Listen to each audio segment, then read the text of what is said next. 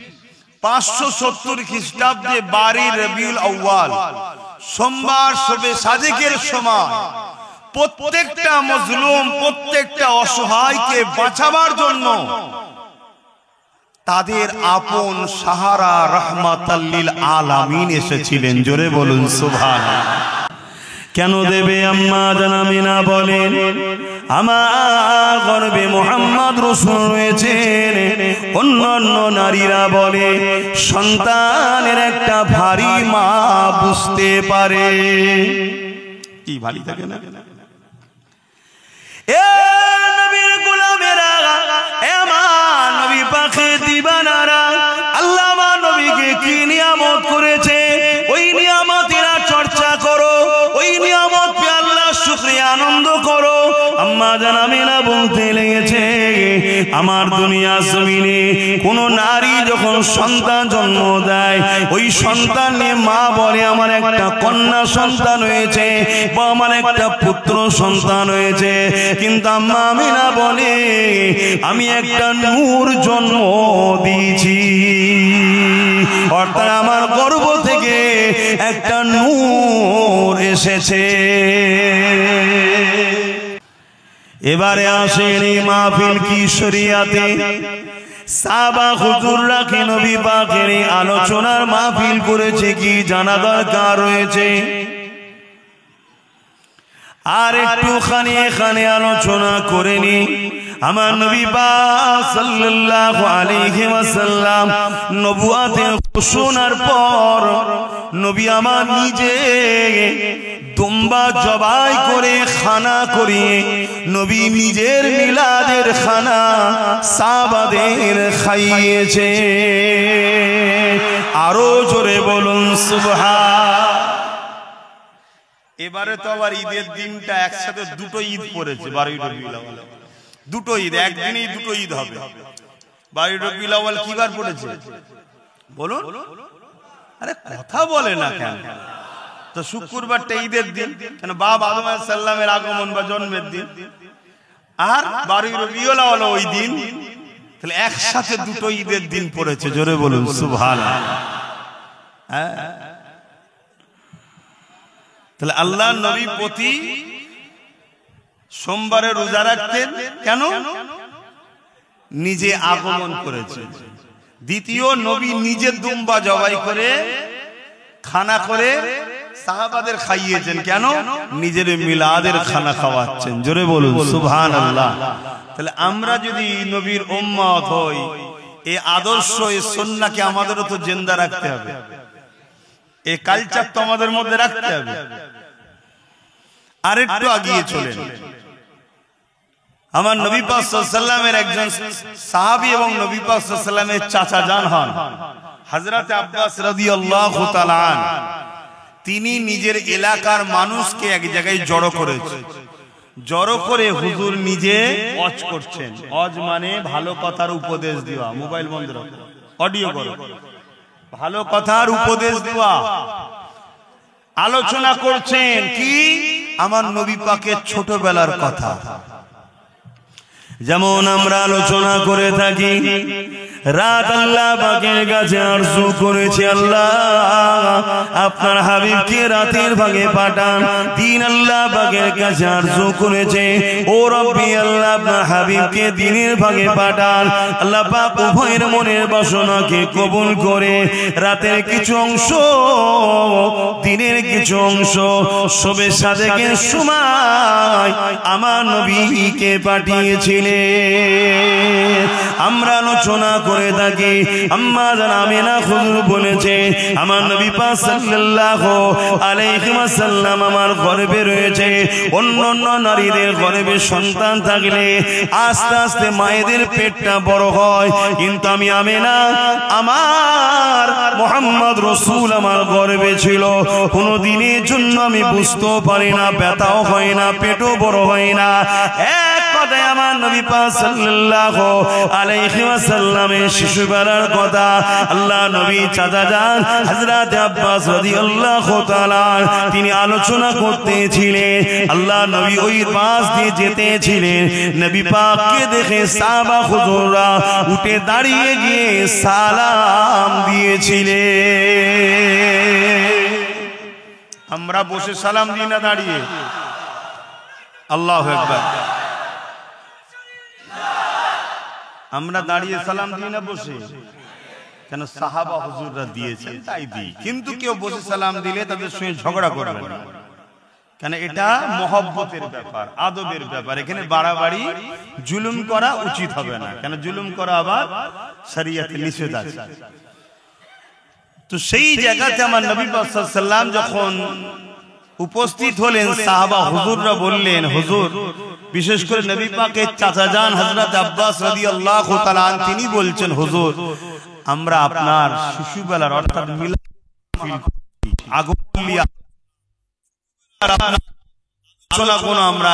আমি করছি, এলাকার মানুষকে শোনাচ্ছি।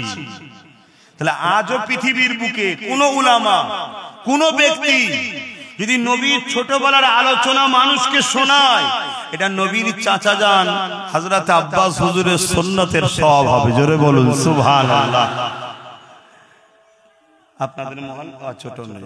তো সেই জায়গাতে নবী পাক সাল্লাল্লাহু আলাইহি সাল্লামকে সাহাবা হুজুররা বললেন, মন দিয়ে শোনো যুবকরা, বড় খুশনসিব তো সে হয় যে হুজুরের মিলাদে জায়গা পায়।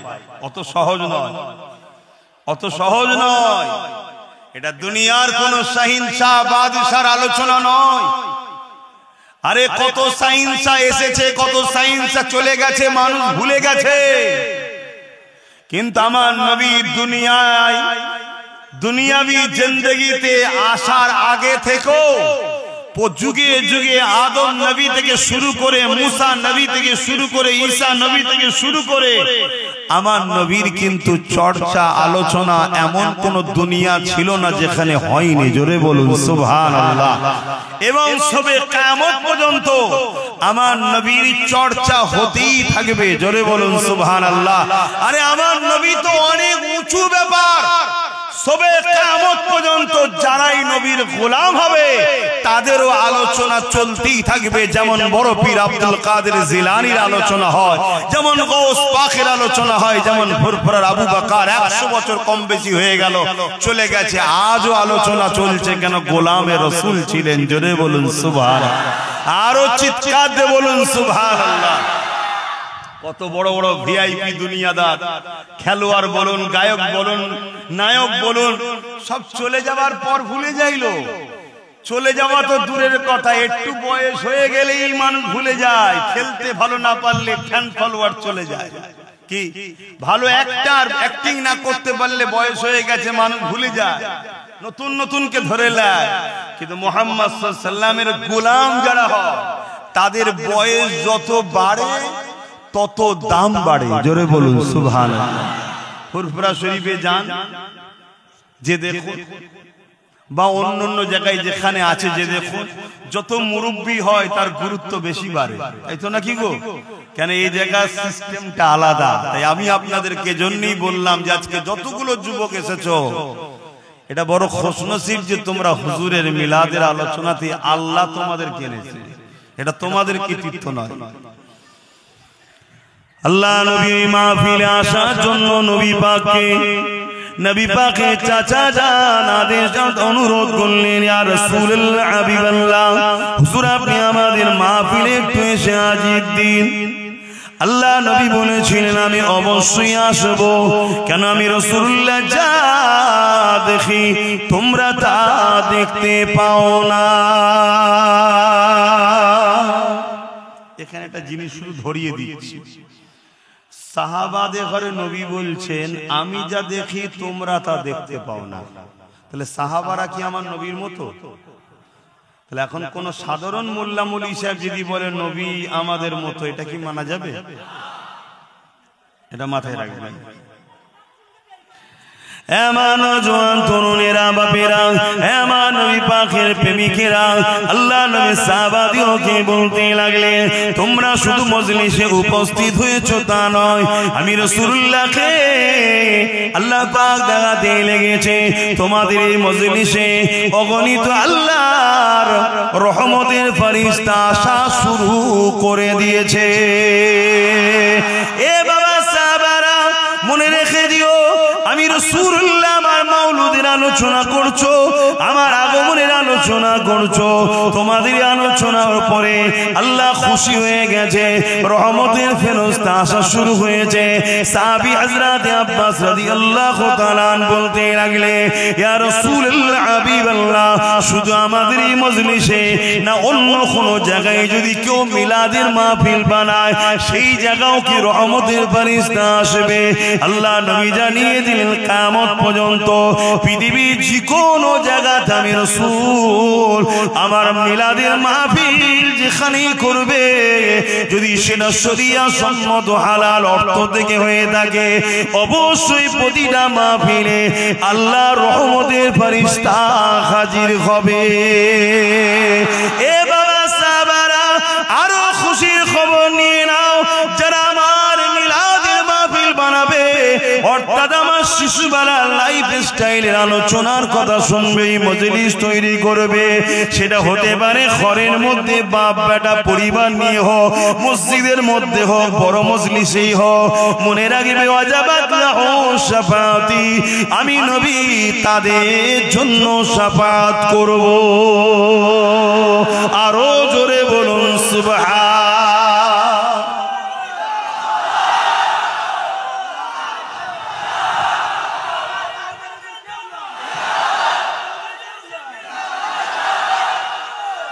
আল্লাহু আকবার। জিনিসটাকে আমাদের বড় ছোট মনে হলো, কিন্তু এর গুরুত্ব অনেক বেশি। কেন?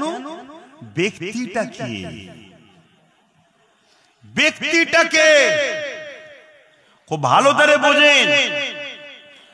এখন কোন বাড়িতে এই যে 12 রবিউল আউয়াল গ্রামে বড় করে হয়, আলহামদুলিল্লাহ ভালো কথা, মসজিদে হয় ভালো কথা।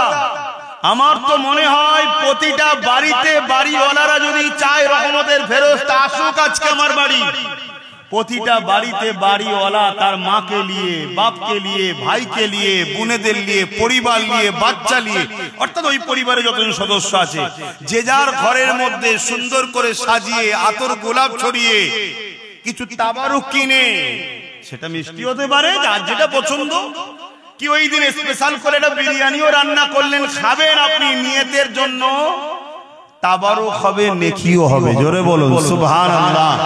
হ্যাঁ, আমি যে কথাগুলো বলছি কিন্তু দায়িত্ব নিয়ে পাওয়ারের সাথে বলছি। ওই 2-3 জন মেহমানকে নিয়ে, মুরিদকে নিয়ে ঘরের মধ্যে ঢুকে কথা বলছি না, মাইকে কথা বলছি। কথা শুনছেন তো নাকি? হ্যাঁ, আমি পুরো পাওয়ারের সাথে বলছি। খুব ভালো করে বোঝেন, যদি ধৈর্য থাকে তাহলে বুঝায়। তাহলে প্রতিটা বাড়িতে হওয়া দরকার। কিছু লাইট লাগালেন ওই দিনটা স্পেশাল করে, প্রতি বছরে বাচ্চা কোনো বড় হচ্ছে, আব্বা এই দিনটাই শুধু লাইট লাগাও, অন্য দিন লাগাও না কেন? বাপ বলে, বাবা এই দিনে আমাদের নবী এসেছিল। বাচ্চা জানছে, বাচ্চাকে জানানো হচ্ছে। সেই ওল্ড মডেল নিয়ে চললে হবে, সবকিছুকে তোমাকে মাইন্ডে আনতে হবে। তোমার লক্ষ্য দেখা দরকার, যেমন করে হোক আমার বাচ্চার দিলে হুজুরের প্রেমটাকে ভরবো, এটা হচ্ছে আমার ডিউটি। আল্লাহ নবী বলেছেন, প্রত্যেকটা বাপ মাকে 3টে শিক্ষা সন্তানকে দিতেই হবে, না কিয়ামত দিন ধরা পড়বে। নাম্বার 1 নবীর প্রেম ও আদব, নাম্বার 2 আহলে রাসূলদের প্রেম ও আদব, নাম্বার 3 কোরআনের শিক্ষা। এখন কারো মাথায় যদি ঢুকে যায় যে 3 নম্বরে কোরআন বললেন কেন? ভাই আমি বলার কে? আমার নবী বলেছে। নবীর থেকে যদি আপনি বেশি পণ্ডিত হন তাহলে সমালোচনা করুন, জবাব দিবার জায়গায় জবাব দেবেন। তাহলে নাম্বার 1 নবীর প্রেম ও আদব, এই শিক্ষা বাচ্চাদের অন্তরে বাপকে দিতেই হবে। তাহলে আপনি ঘরটাকে সাজালেন, কিছু ওই লাইট করলেন, কিছু চুমকি লাইট বেরিয়েছে লাগালেন, যে যার বাড়িতে করলেন, পুরো গ্রাম সেজে উঠলো। বাচ্চা বাচ্চা ছেলেরা ঘুরছে, কি ব্যাপার, আজকে কি হয়েছে? প্রতি বছরে হচ্ছে, ওর ব্রেনে ঢুকছে এই দিনটা আমার হুজুরের আগমনের দিন, এই দিনটা আমার হুজুর এসেছিল, যার জন্য ইনসাফ পেয়েছি, যার জন্য ইনসানিয়ত পেয়েছি, যার জন্য আমি মানুষ হয়েছি, যার জন্য দুপায়ে পশু ছিল সেই পশুদের থেকে আমরা মানুষত্ব পেয়েছি, যার জন্য ইনসাফ হয়েছে, যার জন্য ন্যায় প্রতিষ্ঠিত হয়েছে, যার জন্য নিজের স্রষ্টা আল্লাহকে সিজদা করি, গায়রুল্লাহকে করিনি, যার জন্য আল্লাহ পেয়েছি, তিনি এই দিনে এসেছিলেন। জোরে বলুন সুবহানাল্লাহ। এই মেসেজ আমাদের নতুন প্রজন্ম বাচ্চাদের হৃদয়ে ঢুকানো দরকার আছে না? জলসা তো হবে, সারা বছর হচ্ছে, সারা বছর নবীর ছোটবেলার আলোচনা হবে, সিরাতুন নবী হবে, মেরাজুন নবী হবে, নূরুন নবী হবে, শাফাতুন নবী হবে, হায়াতুন, সব আলোচনায় হবে। আপনার বাড়িটাতে হচ্ছে কবে? আপনার বাড়িতে আপনি কবে করবেন? আপনার মুখে দাঁড়িয়ে এই প্যান্ট শার্ট পরেন, ওই দিনে আপনি মাথায় টুপিতে পায়জামা পাঞ্জাবি যা আছে আপনি পরে বসুন না, আপনার লেবাসটা খারাপ, কিন্তু এমন একটা হাস্তির আলোচনা শুরু করেছেন, হতে পারে আপনার বাড়ির মেসেজ ফারিস্তার মাধ্যমে যেতে যেতে যেতে যেতে একদিন নিগায়ে কারাম হবে, পর্দা উঠে যাবে, আপনি দিদার পাবেন, জান্নাতি হয়ে যাবেন। জোরে বলুন সুবহানাল্লাহ, আরো চিৎকার দিয়ে বলুন সুবহানাল্লাহ, সকলে বলুন নারে তাকবীর, হাত তুলে বলুন লব্বাইক, আপনারা বলুন ইয়া রাসূলুল্লাহ লব্বাইক লব্বাইক লব্বাইক। সরকার কি আমদ, সরকার কি আমদ, হুজুর কি আমদ, দাতা কি আমদ, পুরনূর কি আমদ, নারে দিবে। আল্লাহর রহমতের ফেরেশতাকে আমরা সাক্ষী দিচ্ছি। হাত তোলাটাকে আর কি মনে করবেন না, কাবা শরীফে একটা কোণ আছে, সেখানে হাত তুলে দেখাতে হয়, হাত তুলতে হয়, এটা ইশারা করতে হয়, ফেরেশতা আছে, আমি হাজির হয়েছি, সাক্ষী দেখো। আমি আর কি করছি না আপনাদের কাছে বসে। আপনারা হালকা বয়সের ছেলে, জীবনে প্রচুর ভুল করেছি, আমরা সবাই ভুল করি, আপনাদের সবার থেকে বেশি পাবি আমি, কিন্তু কোনদিনের জন্য আমি ভাবিনি জাহান্নামে যাব, আমি জানি জান্নাতে যাব ইনশাআল্লাহ। কেন? একটাই কারণে, আমি আল্লাহর বন্ধুর উম্মত। আমি যদি জান্নাত না যাই, নবীর উম্মত হয়ে যদি জান্নাতে না যেতে পারে, যাবে কারা জান্নাত? কিন্তু তুমি নবীর উম্মত দাবি করে নবীর মিলাদের বিরোধী করলে, তাহলে কেমন উম্মত? কথা বুঝছেন তো নাকি? আমি আবার বলছি, মিলাদ বাংলাতে কি বলে? জন্ম, তাই তো নাকি? আল্লাহর জন্ম হয়েছে, জোরে বলে। তাহলে মিলাদ তো করে আমরা প্রমাণ করে দিচ্ছি যে নবীর মিলাদ করে আমরা প্রমাণ করছি নবী আল্লাহ নয়। আল্লাহ যদি হতো মিলাদ হতো না, কেন? আল্লাহর তো জন্ম নাই। নবীর মিলাদ করে শিরকের জড়কে কেটে দিয়ে প্রমাণ করছি নবী হলো আল্লাহর বান্দা। জোরে বলুন সুবহানাল্লাহ। আল্লাহ তো লাম ইয়ালিদ ওয়া লাম ইউলাদ, না उससे कोई पैदा हुई है না किसी से मेरे रब पैदा है। আমার আল্লাহর কোনো শুরুও নাই শেষও নাই। জোরে বলুন সুবহানাল্লাহ। তাহলে এই মিলাদ প্রতিটা বাড়িতে হবে তো নাকি? ছোট করলে 5 জন আছে, 5 জনের মধ্যে বিরিয়ানি রান্না করেন, ঘরে তো আনন্দ করে খান রে বাবা, সববারই খান, কুটুম এলে খান, সব বেলায় ভালো মন্দ হয়, তো হুজুরের আগমনের দিনে করবেন না কেন? কিন্তু শুকরিয়া আদায় করা দরকার যে মালিক তুমি আমাকে, আপনি আমাকে এমন একটা নবীর উম্মত করেছো যে নবীর উম্মত হওয়ার জন্য ইব্রাহিম খলিল থেকে শুরু করে, মুসা নবী থেকে শুরু করে, ঈসা নবী থেকে শুরু করে সবাই বলতো আল্লাহ আমাকে নবী করে দিলে শুকর আলহামদুলিল্লাহ। তবে নবী না করে যদি মুহাম্মদ রাসূলের উম্মত করতেন আরো খুশি হতাম। জোরে বলুন সুবহানাল্লাহ। সেই নবীর উম্মত করেছে। আর শরিয়াতে কোনো নিষেধ নাই, তবে মনে রাখবেন আল্লাহ নবীজি কোনো হারাম করার দিয়ে দিয়েছে, ওই হারাম যুক্ত কোনো কাজ যেন জড়িয়ে না যায়। হারাম খাদ্য খেয়ে আনন্দ করাকে শরিয়াতে ইজাজত দেয় না, হারাম জিনিসকে মিলাওয়াট করে দিয়ে শরিয়াতে ইজাজত দেয় না।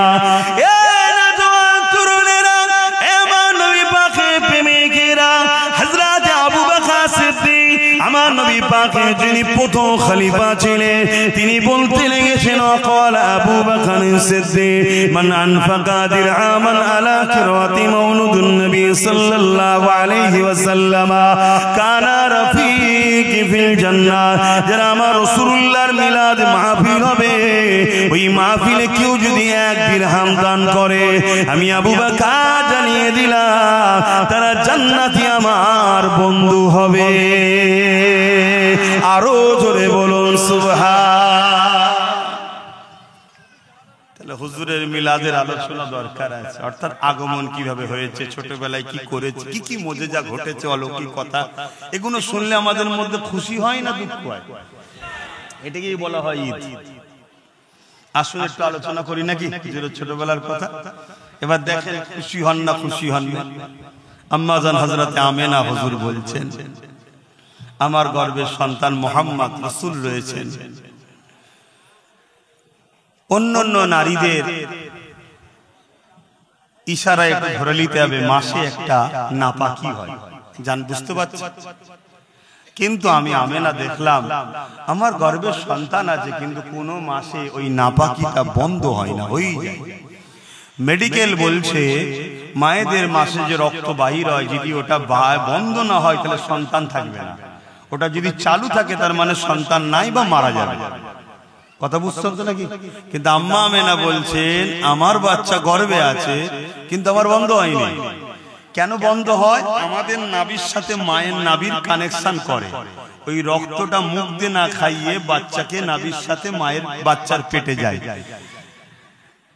কিন্তু আমার রাসূল সাল্লাল্লাহু আলাইহি সাল্লামের পেটে ওই রক্ত আল্লাহ দেয়নি জোরে বলুন সুবহানাল্লাহ আমার নবী আশাতে কুল কায়নাতের সমস্ত মখলুক খুশি বানিয়েছিলেন শুধু ইবলিস শয়তান বেজার হয়েছিল এতদিনের আমার পরিশ্রম এতদিনের আমার কষ্ট এতদিন চেষ্টা করে জাহান্নামের খদ্দের তৈরি করলাম আমেনা লাল আসছে যার চেহারা দেখলেই মানুষ পরিবর্তন হয়ে যাবে জোরে বলুন সুবহানাল্লাহ তো সেই নবীর আগমনে আমরা এতগুলো মানুষ আওয়াজ দিয়ে বলবো আমার নবী যে এসেছিলেন আল্লাহ যে আমাদের জন্য রহমাতাল লিল আলামিনকে নেতা হিসাবে রাসূল হিসাবে পথ প্রদর্শক পয়গম্বর হিসাবে আমাদের জন্য যে আল্লাহ পাঠিয়েছেন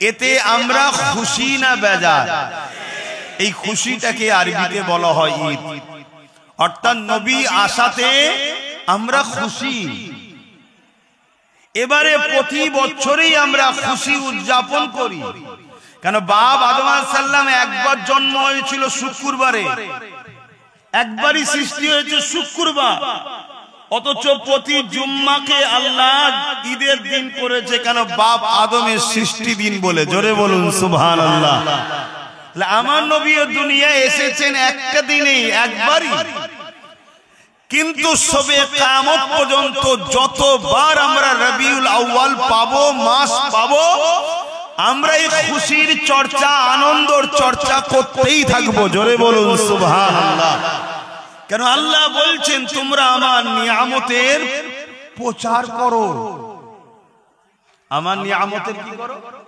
প্রচার করো আপনারা বুকে হাত দিয়ে বলুন মাদ্রাসার চৌকাঠে না গেলেও জলসার তো অভাব নেই আল্লাহ কারে জলসা তো অনেক শুনেছেন আলেমদের বিবেককে বলুন সাধারণ জ্ঞানে বলুন আল্লাহ পাকের সবথেকে বড় নিয়ামত কি আমার নবী নয় একটু হ্যাঁ কি না বলুন আমার নবীর থেকে বড় আল্লাহর কোন নিয়ামত আছে আমার নবী পাক যদি না হতেন আল্লাহ পাক আমাদের কাছে কোরআন কেউ পাঠাতেন না আমরা কোরআনও পেতাম না আমার নবী পাক যদি না হতেন তেনাকে যদি না বানাতেন ফেরেশতা হতো না আরশ হতো না জান্নাত হতো না কুল কায়নাত কিছুই বানাতেন না তাহলে আল্লাহ সবথেকে বড় নিয়ামত বলুন আমাদের সকলের নেতা সকলের নবী সকলের রাসূল কুল জাহানের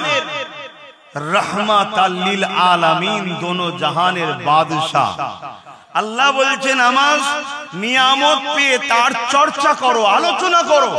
তো নবী পেয়ে নবীর আলোচনার দরকার আছে না নাই?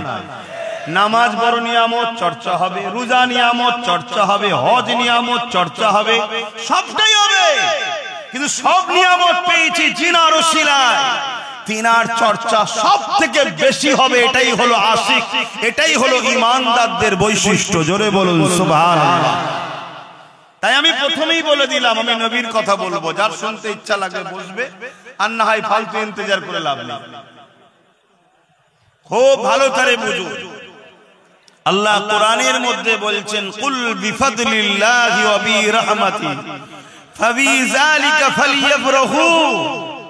বড় কাফলাম কুল, এটা আরবি কথা, যার বাংলা মানে হলো বলো বা বলেন। হুজুরের বেলায় বলেন হবে, বলেন। আল্লাহ আমার নবীকে বলছে, হাবিব আপনি বলেন, বিফাদলিল্লাহি ওয়া বিরহমাতিহি, আমার রহমত ও ফজল যারা পেয়েছে, ফাবিযালিকা ফালইফরাহু, তারা যেন খুব আনন্দ করে, খুব আনন্দ করে। জোরে বলুন সুবহানাল্লাহ।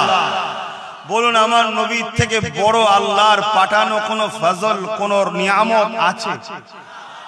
আমার নবীর থেকে বড় আল্লাহর পাঠানো কোন রহমত আছে? যাকে আল্লাহ সূরা আম্বিয়ার মধ্যে বলছেন, ওয়ামা আরসালনাকা ইল্লা রাহমাতাল লিল আলামিন, জান আমি আপনাকে তামাম আলমের জন্য রহমত বানিয়েছি, করে পাঠাচ্ছি। জোরে বলুন সুবহানাল্লাহ। তাহলে আল্লাহ একদিকে বলছে আমার রহমত ও নিয়ামত ফজল পেয়ে খুব খুশি বানাও, কিন্তু মনে রাখতে হবে খুশিটাও শরীয়তের মধ্যে। বড় বড় ডিজে বক্স লাগিয়ে বিনা উজুতে নামাজ কাজা করে আর গালে গুটকা খেয়ে হই হই করাটা কি ইসলামে এই খুশি জায়েজ আছে? তাহলে ওটা বাড়াবাড়ি, এর জন্য তারা দোষী। কিন্তু যদি কেউ প্রতি সোমবার দিন রোজা রাখে, এই খুশিটা ভালো না খারাপ? আল্লাহ নবী এক সাহাবী জুম্মার দিন রোজা রাখতেন। আমার নবী পাক সাল্লাল্লাহু আলাইহি সাল্লামের ওই সাহাবীকে নবী বললেন, তুমি সোমবার দিন রোজা রাখবে। হুজুর কারণ কি? আল্লাহ নবী বললেন, সোমবারে আমার মিলাদ হয়েছে, অর্থাৎ আগমন করেছি। জোরে বলুন সুবহানাল্লাহ। খুব ভালো করে শুনবেন, কেন আজ এই মিলাদের মাহফিল আমরা যে বানাচ্ছি, এতে আমাদের সমাজে আমাদেরই এক শ্রেণীর ভাই তারা বড় বিরোধী করছেন। এটা বড় দুর্ভাগ্য। বিরোধী করাটা কখনো নবীর উম্মতদের পরিচয় হতে পারে না। আর একটু খুলে বলি, মিলাদের মাহফিল বলা হয় ওই মাহফিলকে যে মাহফিলে নবী পাক সাল্লাল্লাহু আলাইহি সাল্লামের আগমন ও শিশুবেলার আলোচনাগুলো হয়, ওই মাহফিলকে মিলাদের মাহফিল বলা হয়। জোরে বলুন সুবহানাল্লাহ। যে মাহফিলে নবীর মেরাজ নিয়ে আলোচনা হয়, মেরাজের মাহফিল বলে। যে মাহফিলে নবীর সিরাত নিয়ে আলোচনা হয়, সিরাতুন নবীর মাহফিল বলে। যে মাহফিলে নবীর হুলিয়া জিসম মুবারক নিয়ে আলোচনা হয়, সেই মাহফিলকে নূর মুবারকের আলোচনা হয়, সেই মাহফিলকে নূরিয়াতের আলোচনার মাহফিল বলা হয়। ঠিক তেমনি যে মাহফিলে নবী পাকের ছোটবেলার আলোচনা হয়, ওই মাহফিলকে কি মাহফিল বলা হয়? একটু বলবেন না মুখ খুলে? বলুন বলুন। যে মাহফিলে নবীর আগমন ও শিশুবেলার আলোচনা হয়, ওই মাহফিলকে কি মাহফিল বলা হয়? মিলাদের মাহফিল। বলুন আরো জোরে, মিলাদের মাহফিল। কিন্তু আমরা একটু বলেছি কি ঈদে মিলাদুন নবী। কেন? এই আলোচনা যারাই শোনে তারাই বড় খুশি ও আনন্দিত হয়। জোরে বলুন সুবহানাল্লাহ। নূরের ওয়েট বোঝা যায়? নূর মানে জ্যোতি, আলো, ওয়েট বোঝা যায়? তাহলে আমাদের মায়েরা কি বলেছে? আমি যখন হয়েছিলাম আমার মা বলেছে আমার পুত্র সন্তান হয়েছে। তারপর আমার বোন যখন হলো আমার মা বলেছে আমার কন্যা সন্তান হয়েছে। আপনাদেরও বলে। কিন্তু আম্মা আমেনা বলছেন আমার গর্ভ থেকে একটা নূর দুনিয়ায় এসেছে। জোরে বলুন সুবহানাল্লাহ।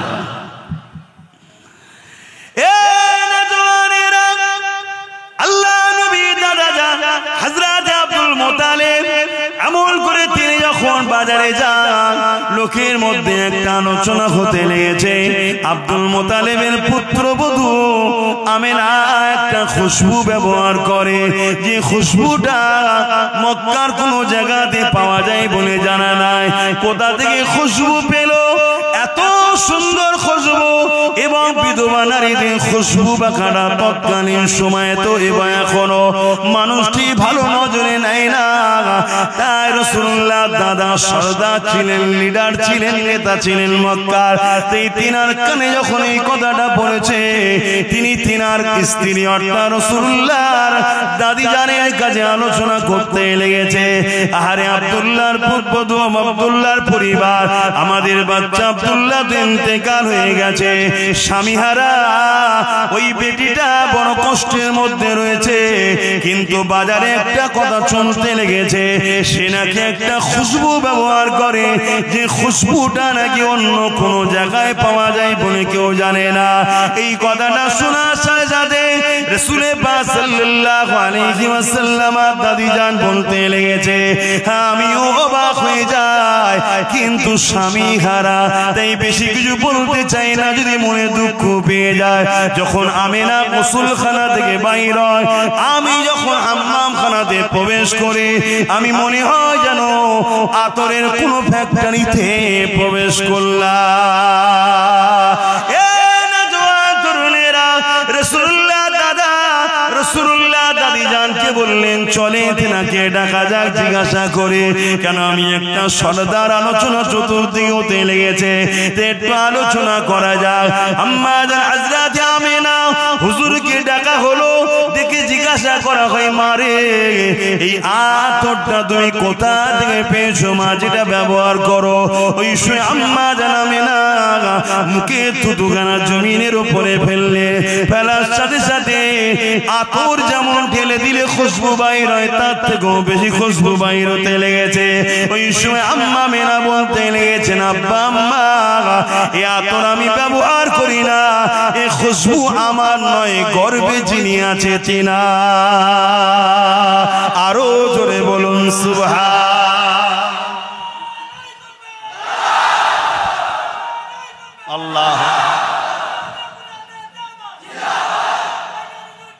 আস্তে আল্লাহ। আমি আবার একবার বলে দিচ্ছি, মাহফিলে আমার স্লোগান দেবে, রাস্তায় যা করেছো ঠিক আছে, মাহফিল আমার হুজুরের। আমি এমন কোন কেউ হয়ে যায়নি যে আমার স্লোগান দিতে হবে। কিয়ামতের দিন আমার বড় ভয় লাগে, যদি হুজুর ধরে, কিরে তুই কত বড় ভিআইপি হয়ে গেছিস, আমার স্লোগান দেবেন, এখানে হুজুরের স্লোগান দাও। আর অবশ্যই হুজুরের উপযুক্ত আওলাদ, নবী বংশের উজ্জ্বল নক্ষত্র হযরতে মুজাদ্দিদুজ জামান সৈয়দনা আবু বকর সিদ্দিক দাদা হুজুরের তাকবীরটাও দেবে। কেন? তিনার ওসিলায় এই পূর্ব ভারতের মানুষ দ্বীন ইসলামটা পেয়েছেন। জোরে বলুন সুবহানাল্লাহ। অতএব তিনার স্লোগানটাও দেবে। আমার তো এই রাস্তাই ঠিক আছে, কেন একেবারে বন্ধ করে দিলে অসুবিধা আছে, কেন জালিমদের একটু বুকে ব্যথা হওয়াও দরকার আছে, ওটা দেবে। এই যে ছেলেগুলো গেল, প্রচুর বাইক দেখি র্যালি করে নিয়ে আসলো, কথা বুঝে আসছে, কিন্তু ভয় লাগে আমার, এরা সব হালকা বয়সের ছেলে, পিকআপ তো জিনিস, কখন মাথা গরম হয়ে যায়, ঠিক আছে, এইটাই ভয় লাগে। তো যাক, আমি আলোচনার দিকে আবার যাচ্ছি। কিন্তু আপনারা বলুন, এই যে হুজুরের কথা কোনো শুনছেন, ছোটবেলার কথা, হুজুর পাক কের আম্মা জান বলছেন, আমার গর্ভে যে আছে সেই বাচ্চাটা হলো খুশবু, আমার নবী হলেন খুশবু। জোরে বলুন সুবহানাল্লাহ। এই কথাগুলো শুনে বুকে হাত দিয়ে বলুন, যারা আমার নবীর উম্মত, আমাদের খুশি হওয়া হচ্ছে না, হচ্ছে না, এটা স্বাভাবিক, স্বাভাবিক। আহা, কেউ যদি কারো একটা বাচ্চার একটু প্রশংসা করে, কারো একটা বাচ্চার প্রশংসা করে, যে তোমার বাচ্চার চোখটা সুন্দর, তোমার বাচ্চার হাতটা সুন্দর, ওই বাপ মা খুশি হবে না? হবে না? কিন্তু বাপ মা কি বাচ্চাটাকে তৈরি করেছে? তারপরও খুশি হচ্ছে, ঠিক না বেটি? তাহলে যিনি আমার রসুলকে সুন্দর করেছেন এবং নিজে বলেছেন সবথেকে সুন্দর আমার হাবিব মুহাম্মদ সাল্লাল্লাহু আলাইহি ওয়াসাল্লাম, সেই নবীর যদি সুন্দর নিয়ে আলোচনা করা হয় তাহলে আল্লাহ খুশি হবে না হবে না? দেখুন তো বুঝতে হবে, এখন তো বুঝতে হবে। এই যে তাকবীর দিচ্ছে হুজুরের কথা শুনে, এটা তো আনন্দের বহিঃপ্রকাশ। খুশিতে তো আর গালি দিচ্ছে না, খুশিতে আল্লাহরই নাম নিচ্ছে যে আল্লাহু আকবার, অর্থাৎ আল্লাহ তিনি যিনি সবথেকে মহান, তিনি মুহাম্মদ সাল্লাল্লাহু আলাইহি ওয়াসাল্লামকে এত নিয়ামত আল্লাহ করেছেন। এগুলো বুঝতে হবে। এগুলোর বিরোধী কখনো উম্মতে মুহাম্মাদি ঈমানদাররা করতে পারে না। সূরাতে সকলে মুসলমান, ভেতরে যদি বুকস থাকে হুজুর সম্বন্ধে, তাহলে হুজুরের বিরোধী করতে পারে। তুমি আমার পছন্দ নাও হতে পারো, আমার বিরোধী থাকতেও পারো, কিন্তু আমার নবীর উম্মত হয়ে নবীর বিরোধী করো কি করে? আমার নবীর শান কত, আমার নবীর মাকাম কত। আমাদের সমাজ একটা কথা শোনা যায়, নবী নাকি 40 বছর পরে নবী হয়েছে, তার আগে নাকি নবী নয়, তার আগে কেউ জানতো না। বলো নাউজুবিল্লাহ। আপনারা বলুন মুজিজা কাদের হয়? এই মুজিজা বোঝেন তো নাকি? মুজিজা হয় এজন্য যেটা সামনেওয়ালাকে অ্যাট্রাকশন আজিজ করার জন্য, অলৌকিক কিছু ঘটনা নবীদের দ্বারা ঘটলে মুজিজা বলা হয়, ওলিদের দ্বারা ঘটলে কারামত বলা হয়। কিন্তু ঘটাই কে? ক্ষমতা কার? আল্লাহ। কিন্তু নবীদের দ্বারা যেটা হয় সেটাকে কি বলা হয়? মুজিজা। আর ওলিদের দ্বারা যেটা হয় কারামত। কিন্তু মূল ঘটাবার মালিক কে? আল্লাহ। তাহলে সর্বশক্তিমান কে? তাহলে আমার নবী পাক সাল্লাল্লাহু আলাইহি সাল্লামের সিনা চাক হয়েছিল 40 বছরের আগে না পরে? তাহলে নবীর ওটা মুজিজা নয়? তাহলে নবী তখন নবী ছিলেন না ছিলেন না? তা নবীর আলোচনা শুনবেন না উম্মত? আর একটু আগিয়ে চলেন, আম্মা জান আমিনা বলতে লেগেছে, আমার বাচ্চা তুমি জমিনে আসার সময় হয়ে গেছে। আমি আমিনা ঘরের মধ্যে একা রয়েছে, হযরতে আব্দুল্লাহর এই ঝুপড়ি কুটিরি ঘর।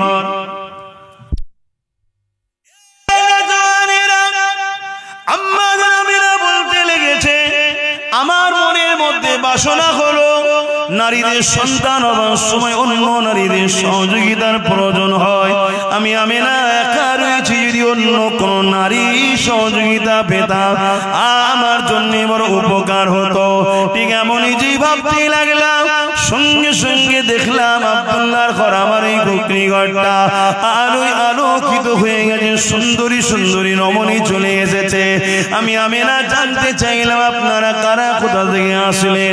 ওই নারীরা বলতে লাগলো, আমিনা আল্লাহ দোস্ত আসবে মেহমানদারি আপনার খেদমত করার জন্য, আল্লাহ আমাদেরকে পাঠিয়েছে, আমরা হলাম জান্নাতের এই যে আলোচনাগুলো ছোটবেলার যেখানে হয়, ওই মাহফিলকে কি বলা হয়? আবার একবার বলবেন তো, মনে থাকবে তো নাকি? তাহলে মিলাদুন নবী বা ঈদে মাউলুদুন নবী বা ঈদে মিলাদুন নবী শুনলে ঘাবড়ে যাবেন না, এগুলোকে মাথায় নেন যাতে স্মৃতিতে থাকে, তাই বারবার জিজ্ঞেস করছি। বিরক্ত হচ্ছেন নাকি?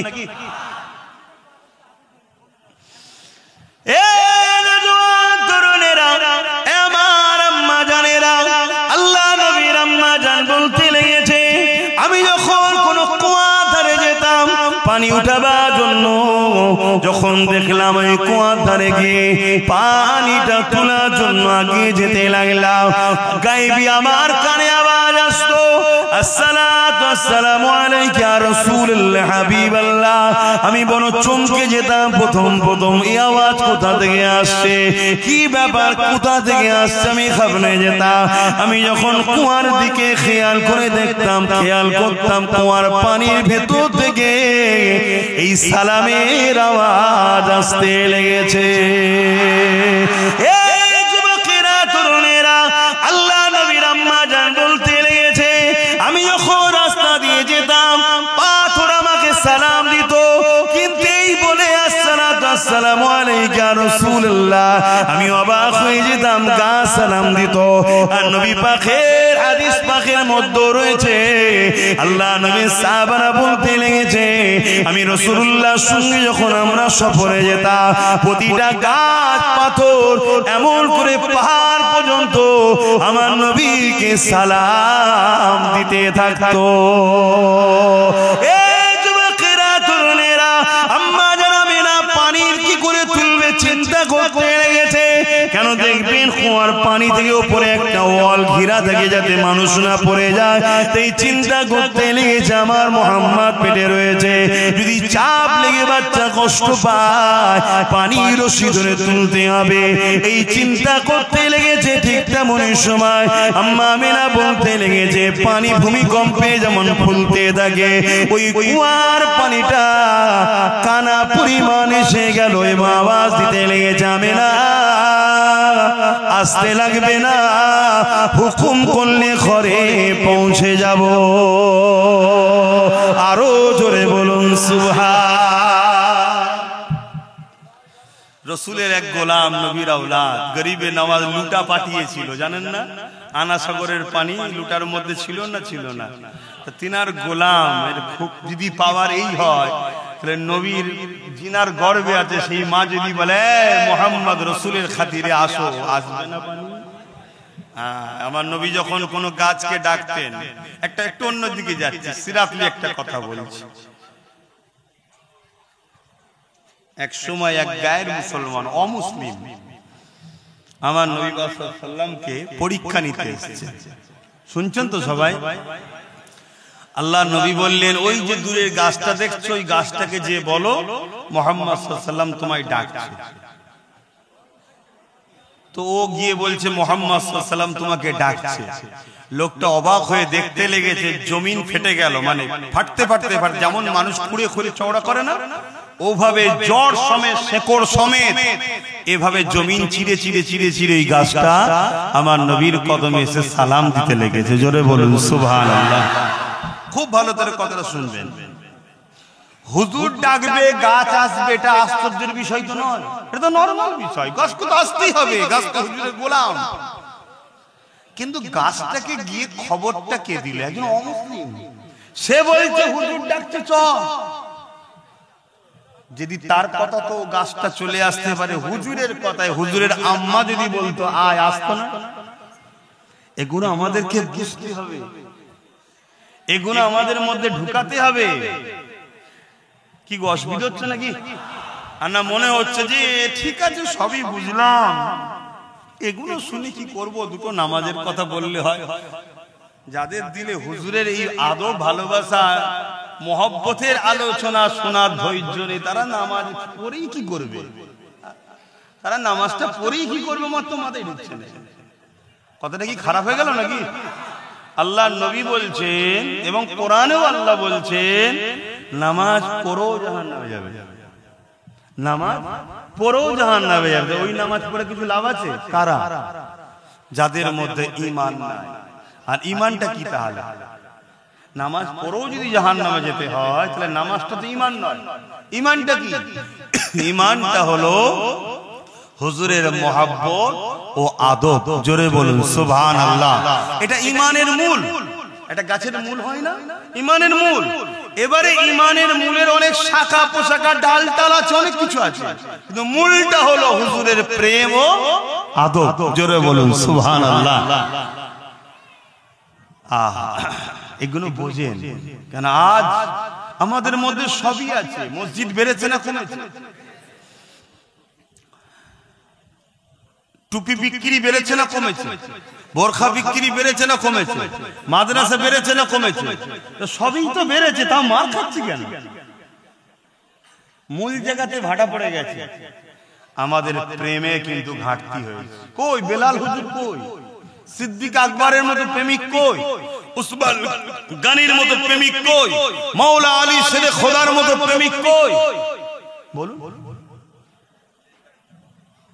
আরে খুব ঠান্ডা মাথায় শোনো যুবক, বাপ মা, ভাই বোন, নামাজের আলোচনা দরকার, রোজার আলোচনা দরকার, হজের আলোচনা দরকার, দান খায়রাত আলোচনা, শরীয়তের সব আলোচনাই দরকার, কিন্তু সব আলোচনাটা 30%, হুজুরের আলোচনা 70% করতে হবে। কারণ এটা হলো মূল। এটা থাকলে ওইটা যদি অল্প হয়, অল্পতেও পার হওয়া যাবে। জোরে বলুন সুবহানাল্লাহ। আর এটা নেই, ওটা যদি 100%ও থাকে, ও জাহান্নামে ঢুকবে আর বেরোবে না। আমি আরেকটু যদি আপনাদেরকে বলি, কেউ যদি আল্লাহর কাবায় তওয়াফ করতে গিয়ে কাবার হাজারে আসদে চুমু দিয়ে মুখ ঘষে, কাবার গিলাফ ধরে কেঁদে, এবং হাতিমের মধ্যে যেটা কাবারই অংশ দিয়ালে হীরা আছে, না যাওয়া হলো, ক্যালেন্ডারের ছবি দেখেছেন তো, ওর মধ্যে সেজদায় পড়ে গিয়েও যদি মারা যায়, আর তার দিলে যদি নবীর প্রেম আদব না থাকে, ও জাহান্নামে ঢুকবে, জীবনে বেরোবে না। আমি চ্যালেঞ্জের সাথে বলছি, আল্লাহর কোরআন এটা, দ্বীন এটা। কথা শুনছেন তো নাকি? আর অপর দিকে আরেকজন দুনিয়াবি জিন্দেগিতে ভুল ভ্রান্তি করে ফেলেছে, অন্যায় করে ফেলেছে, শরিয়াতের কাজগুলোকে ঠিকভাবে পূর্ণাঙ্গভাবে পালন করার চেষ্টা করে হয়তো করতেও পারেনি, খুঁত অনেক আছে, ধরলে একবারও পার হওয়ার লাইন নেই।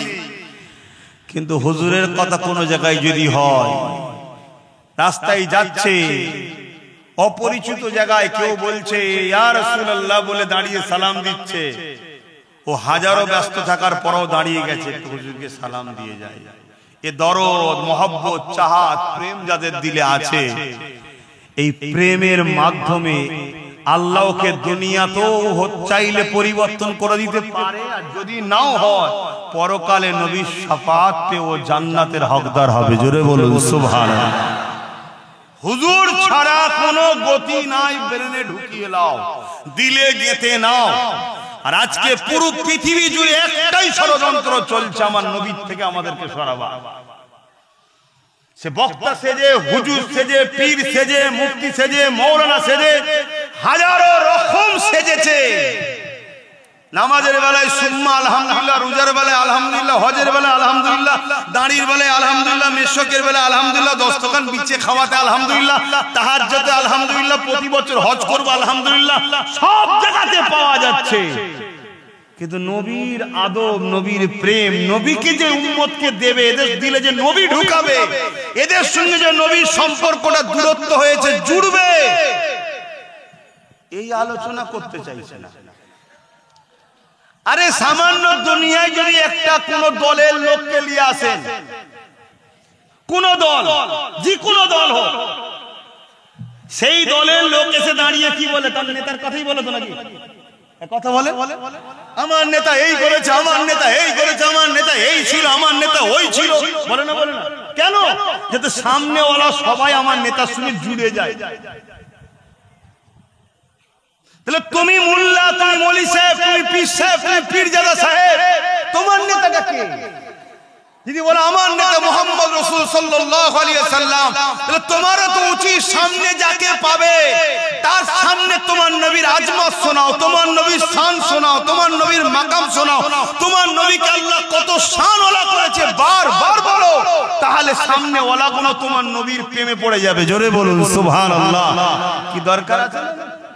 52 জুম্মা নামাজ হচ্ছে মসজিদে, 52 জুম্মা মসজিদে নামাজ হচ্ছে। ব্যক্তিগত কোন ইমামের উপর আমার রাগ নাই, ধরিয়ে দিবার স্বার্থে বলছি। কত কিছুর আলোচনা হয়, কিন্তু 52 জুম্মায় একটা এমন মসজিদ আছে, একটা জুম্মা তো আমার নবী যে শাফাআত করতে পারবে, এই যে মাকাম নবীকে আল্লাহ দিয়েছে, আলোচনা করে না। আমার নবীকে আল্লাহ সর্বপ্রথম বানিয়েছে যখন কোনো কিছুই ছিল না। জিবরাইল আলাইহিস সালামকে একদিন আমার নবী জিজ্ঞেস করছে, জিবরাইল তোমার বয়স কত? জিবরাইল সাল্লাম বলছেন, হুজুর আমার বয়স কত আমি তো এইভাবে বলতে পারবো না, তবে আমি কিছু নমুনা আপনাকে বলছি, আপনি দেখে নেন। কি? আমি যখন সৃষ্টি হয়েছি তখন না জমিন ছিল, না আসমান ছিল, না জান্নাত ছিল, কিছুই ছিল না। কোন জিবরাইল, ইসরাফিল, মিকাইল, আজরাইল কেউ ছিল না। আমি জিবরাইলকে যখন বানিয়েছে, আমি মাথা তুলেছি, আল্লাহ পাকের আরশ আজিমের নিচে একটা নূরের তারার ঝলক দেখলাম। যেটার এত সুন্দর ছিল, এত চমক ছিল, ওই প্রত্যেকটা মানুষ সুন্দরের দিওয়ানা হয় না? হয় না? এটা ফুলকে দেখার শখ করে না? করে না? কত রকম স্টাইলে ফটো, কেন? সৌন্দর্য। আরে একটা ফুলকে দেখে তুমি বলছো সৌন্দর্য? হ্যাঁ, যার জন্য কায়নাত হয়েছে তিনি কে? তিনার কথা ভাবো যুব সমাজ, তিনাকে প্রেম করো। কখনো কখনো রাত্রি নিরিবিলিতে একা বসে ফোনে হ্যালো হাই না করে একা একই হয়ে কখনো তিনার নদী মন সবুজ গম্বুজের দিকে খেয়াল করে দরুদ পড়ে বলো, হুজুর আমি বড় গুনাহগার, আপনার উম্মত, আমি আপনাকে ভালোবাসি, আপনি আমার জন্য দোয়া করেন, আমি যেন হিদায়াত হই। বলো, একটা দিন হতে পারে তোমার নসিব চমকে যাবে, পর্দা উঠে যাবে, সবুজ গম্বুজওয়ালাকে তুমি দেখতে পেয়ে যাবে। বললেন না সুবহানাল্লাহ? আর একবার যে আমার হুজুরকে দেখবে সে 100% নিশ্চিন্তা, আল্লাহ তাকে জান্নাত যাওয়ার উপযুক্ত বানিয়ে নেবে। কেন? তার জন্য জাহান্নামের আগুন হারাম হয়ে যাবে। জোরে বলুন সুবহানাল্লাহ। এগুলো বোঝো আমার ভাইয়েরা। আজ আমাদের এই মুসিবত কেন? আমাদের মধ্যে হুজুরের প্রেম আদব কমে গেছে। কি হলো? কথা বললে হবে না। কি যেন বলছিলাম?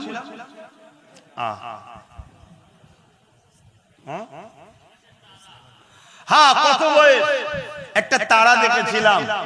এই তারার চমকে আমি এত ভালো লেগেছে, আমি দেখার ইন্তজারে রয়ে গেলাম যে কখন আবার তারাটা দেখবো, ওই জ্যোতিটা, ওই নূরটা, আলোটা দেখবো।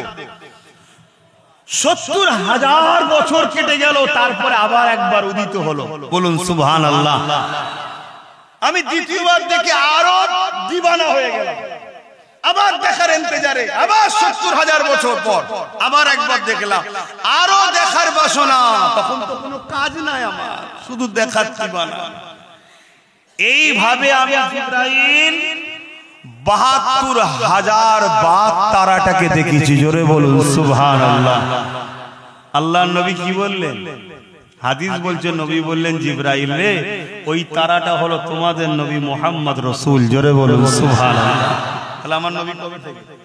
এগুলো জানতে হবে না? এগুলো তো মুসল্লিদের ঘরেও জানানো দরকার। কি আমার নবীর শান মর্যাদা নিয়ে আলোচনার দরকার। মনে রাখবেন, আমার নবী পাকের কাছে একদিন বাজারে একটা ইহুদি ছেলে এসে হাজির হয়ে গেছে।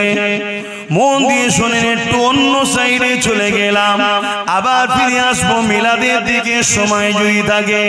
কেননা যুব সমাজ সামনে বেশি রয়েছে, 100-র মধ্যে 95টা যুবক।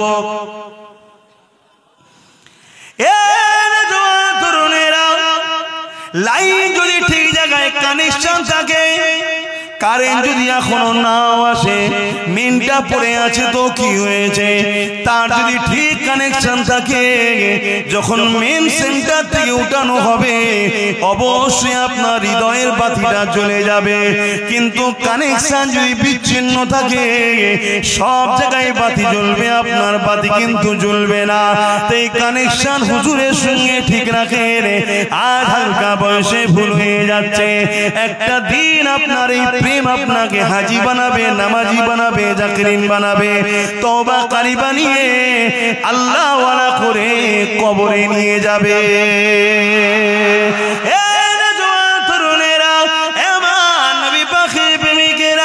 আল্লাহ নবী মদিনার বাজারে ভ্রমণ করে ঘুরতে লেগেছে।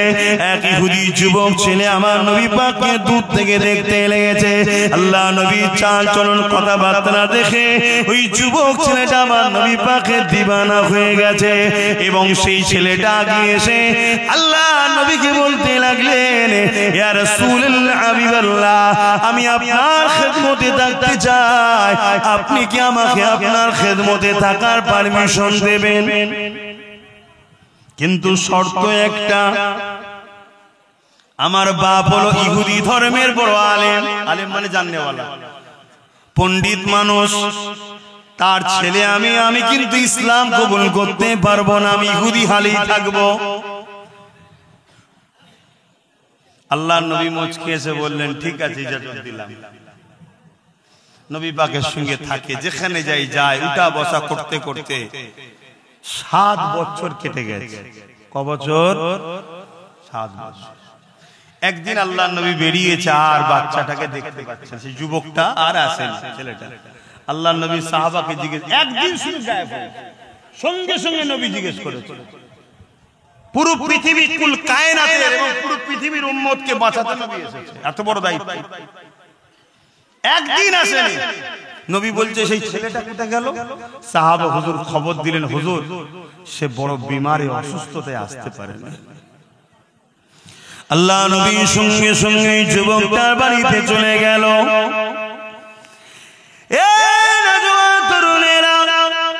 কেউ যদি বিমারে পড়ে, বিশেষ করে আপনার প্রতিবেশী, সে যদি অমুসলিম হয়, তার সঙ্গে ভালো ব্যবহার দেখাও, তার খোঁজ খবর নাও, তার পাশে দাঁড়াও, তাকে সৎ পরামর্শ দাও। এটা আমার নবী পাকের সুন্নতের স্বভাব হবে। হে নওজোয়ান তরুণেরা, আল্লাহ নবী ওই ছেলেটাকে চলে গেল। ইয়ার পরে ওই বাচ্চার মাথাটায় হাত দিল, যুবকটার মাথায় হাত দিল। দিবার সাথে সাথে নবী পাক হাতটাকে টেনে নিলেন।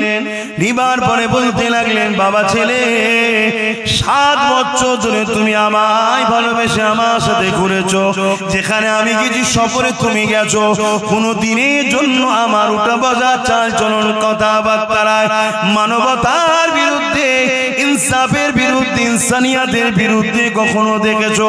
বা আমি তোমাকে কখনো কোনো জিনিস কি চাপিয়ে দিয়েছি তুমি দেখেছো? ছেলেটা বলছে না। আল্লাহ নবী বলছে, বাবা আজ একটা বড় তোমার কাছে কথা বলবো, তুমি আমাকে একটা শুধু কথা শোনো। তুমি আমায় ভালোবাসো যেমন আমি রাসূলও তোমায় ভালোবাসি, জোরে বলুন সুবহানাল্লাহ। কিন্তু আমার একটা কথা শোনো, শুধু একবার দিল থেকে মেনে নাও, লা ইলাহা ইল্লাল্লাহু মুহাম্মাদুর রাসূলুল্লাহ। ওই ছেলেটা লা ইলাহা ইল্লাল্লাহটা মানে মুহাম্মদ রাসূলুল্লাহটা মানতো না। ইহুদিরা তো মানে লা ইলাহা ইল্লাল্লাহ, কথা বুঝছেন তো নাকি? হ্যাঁ, মুহাম্মদ রাসূলুল্লাহটা মানতো না। তার বাপ মাথার উপরে দাঁড়িয়ে আছে, মাও দাঁড়িয়ে আছে। বাবা তুমি একবার পড়ে নাও, আমি রাসূল জামিনদার হচ্ছি, তোমাকে আল্লাহ জান্নাত নিয়ে যাওয়া পর্যন্ত আমার দায়িত্ব। জোরে বলুন সুবহানাল্লাহ। আল্লাহ নবীর এই কথাটা শোনার সাথে সাথে ছেলেটা মায়ের দিকে বাপের দিকে দেখতে লেগেছে। বাপ সঙ্গে সঙ্গে বলতে লেগেছে, বাবা ছেলে 7 বছর ধরে জিনার সাথে ছিলি, তেনাকে কি এখনো চিনতে পারলি না? আমি এক মুহূর্তে চিনে ফেলেছি বাবা, আর দেরি করিস না বাবা, পড়ে নে লা ইলাহা ইল্লাল্লাহু মুহাম্মাদুর রাসূলুল্লাহ। তাওরাত গাওয়া দিচ্ছে, ইনজিল গাওয়া দিচ্ছে, ইনি অবশ্যই আখেরি নবী, আমি আমার কিতাব দ্বারা প্রমাণ পেয়ে গেছি। বাবা কলেমা পড়ে নে বাবা। ছেলেটা যে কলেমা পড়লো, ইন্না লিল্লাহি ওয়া ইন্না ইলাইহি রাজিউন, ইন্তেকাল হয়ে গেল। সঙ্গে ইন্তেকাল হয়ে গেল। এখন বলো তো যুবক, এই ছেলেটা কি নামাজ পড়েছে, রোজা হজ করেছে, যাকাত দিয়েছে, দান খায়রাত করেছে? কোনো সময়ই তো পায়নি, শুধু কলমা পড়েছে আর সঙ্গে সঙ্গে ইন্তেকাল করেছে। এই যুবকটার এখন মর্যাদা কত? কস পাকের থেকে বড় না কম? বলো বলো বলো, সাহস করে বলো। গৌস পাক সমস্ত ওলিদের বাদশা যিনি, তিনার থেকেও বড়। আর হ্যাঁ না না বলবেন তো? খাজা হুজুরের থেকে, দাদা হুজুরের থেকে কেন? তাহলে কোন জিনিস ইনাকে এত বড় করলো? বলো বলো বলো। নামাজ 100% বলে যাচ্ছি, পড়তেই হবে, কোনো গুঞ্জাইশ নাই ছেড়ে দিবা। রোজা রাখতেই হবে, হজ করতেই হবে, কিন্তু এগুলো করে তুমি যদি মনে করো আমি জান্নাতে যাব, তাহলে আমার আফসোস। এগুলো তুমি বান্দা হিসাবে তোমার ডিউটি, কর্তব্য, তোমার মালিকের হুকুম তোমার পালন করতে হবে, এবং তোমার সুস্থতা কল্যাণের মধ্যে আছে। জান্নাত যেতে গেলে একটা ভিসা লাগবে। সৌদি আরবে যেতে গেলে ভিসা লাগে না? লাগে না? কেন রে বাবা? একই পৃথিবী তো। একটা বিছখানে সাগর রয়েছে মাত্র, আমার টাকায় যাবো প্লেন চেপে, আমি খাবো আমার পয়সা খরচ করে, তাও থাকতে দিবি না? না, এখান থেকে যদিও ছেড়ে যায় এয়ারপোর্টে ধরবে যেই ভিসা নিয়ে অমনি রিটার্ন, ঠিক না বেটি? কেন? ভিসা নাই। তাহলে দুনিয়ার নিজাম যদি এক দেশ থেকে আরেক দেশে যেতে গেলে ভিসা লাগে, তা দুনিয়ার দেশ থেকে জান্নাতের দেশে যাবে ভিসা ছাড়া? এই ভিসাটা হলো এইখানে মোহাম্মদ রসুলের প্রেম ও আদেব আছে কি না। না, তাই কবরের শেষ প্রশ্নটাই ভাইটাল। আমার নবীকে দেখিয়ে জিজ্ঞেস করা হবে, ইনার সম্বন্ধে তোর আকীদা কি ছিল বল। ইনি কে নয়, ইনার সম্বন্ধে তোর আকীদা কি ছিল বল। মিলাদ বানাতিস, আনন্দ করতিস, শুকরিয়া আদায় করতিস নবী পেয়ে, খানা করে গরিবকে খাওয়াতিস, এতিমদেরকে দান খায়রাত করতিস, আল্লাহ শুকরিয়া আদায় করে ইনার আলোচনার মজলিস বানাতিস, লাইটিং সুন্দর করে সাজাতিস। মাফ করবেন আমি যদি ভুল না বলি, আপনারা মন দিয়ে শুনবেন। আমার নবী আসার জন্যই তো পৃথিবীতে 1 লক্ষ মতান্তর 2,24,000 নবীকে আগে পাঠানো হয়েছে, জায়গা ঠিক করার জন্য। বোঝেন জায়গা? ভিআইপি লাস্টে আসে না প্রথমে আসে? বলবেন তো নাকি? দুনিয়ার যদি আমাদের তৈরি করা ভিআইপি, তার জন্য আগে সব এসে চেক হয়ে গেল, সবকিছু হয়ে গেল, কত এলান করা হয়, এই যিনি আসছে উনি এমন, যিনি আসছে উনি এই করেছে, যিনি আসছে উনি পীরজাদা, উনি বাবা আব্বাস সিদ্দিকী। আমার যদি এত কিছু প্রচার করা হয়, কত হ্যান্ডবিল, কত মাইকিং করেছে না করেন? কথা বলবেন তো নাকি? তো দোনো জাহানের সুলতান আসবে, লেভেল যেমন তেমন লেভেল ওলা লোকই তো প্রচার করবে। বাপ আদম থেকে ঈসা নবী পর্যন্ত সবাই প্রচার করছে, আসছে আসছে আসছে। আমার আল্লাহ পাক তারা দিয়ে, চাঁদ দিয়ে, সূর্য দিয়ে, গাছপালা দিয়ে পুরো পৃথিবীকে সাজিয়েছে মূলত মুহাম্মদ রাসূলের জন্যই। জোরে বলুন সুবহানাল্লাহ। তাহলে সেই আল্লাহর দেখানো পন্থায় আমরা উম্মত হিসাবে সেই আল্লাহর বন্ধুকে পেয়ে, নিয়ামতকে পেয়ে, কেন আমরা একটু সুন্দর করে সাজিয়ে নবীর আগমনের মাসে নবীর আলোচনা করব না? এগুলো তো ভাবতে হবে। টাকা কত জায়গায় বেরিয়ে চলে যাচ্ছে, ফতোয়া হয় না কি? হ্যাঁ, বেটার বিয়েতে, বেটির বিয়েতে, বাপ রে বাপ, লাইটিং করে আর করে গরু জবাই করে 4 দিন 5 দিন ধরে খানা খাওয়াচ্ছে। ওরে বাপ রে বাপ, কত খরচ, কোন জায়গায় ফতোয়া হয় না। শুধু ফতোয়া হুজুরের আগমনের আলোচনাতে হয় না। তাহলে তো বুঝতে হবে এগুলো। যাক, নামাজ আছে তো, ভাই নামাজ আছে। তাহলে নামাজ যখন এসে গেছে, নামাজ নিয়ে একটা কথা বলি, একটু মন দিয়ে শোনেন। নামাজে আমরা দাঁড়াই, কিভাবে দাঁড়াই? জায়গা পাক হতে হবে, কিবলা মুখী হতে হবে, তাই তো না? নিয়ত করতে হবে, তাহরিমা বানতে হবে, সূরা ফাতিহা পড়তে হবে, সূরা মিলাতে হবে, রুকুতে যেতে হবে। সুবহান রাব্বিল আযীম, সুবহান রাব্বিল আযীম, সুবহান রাব্বিল আযীম সব থেকে কম 3 বার পড়তেই হবে। আবার সোজা হয়ে দাঁড়ালেন, আবার সিজদায় চলে গেলেন, সুবহান রাব্বিল আলা, সুবহান রাব্বিল আলা, সুবহান রাব্বিল আলা। আবার কিয়ামে দাঁড়িয়ে গেলেন, সূরা ফাতিহা পড়লেন, সূরা মিলালেন, আবার রুকুতে, আবার দাঁড়িয়ে, আবার সিজদাতে, সুবহান রাব্বিল আলা 3 বার পড়লেন। 2 রাকাত নামাজ হলে সালামে বসে গেলেন, 4 রাকাত হলে আবার উঠে দাঁড়াতে হবে।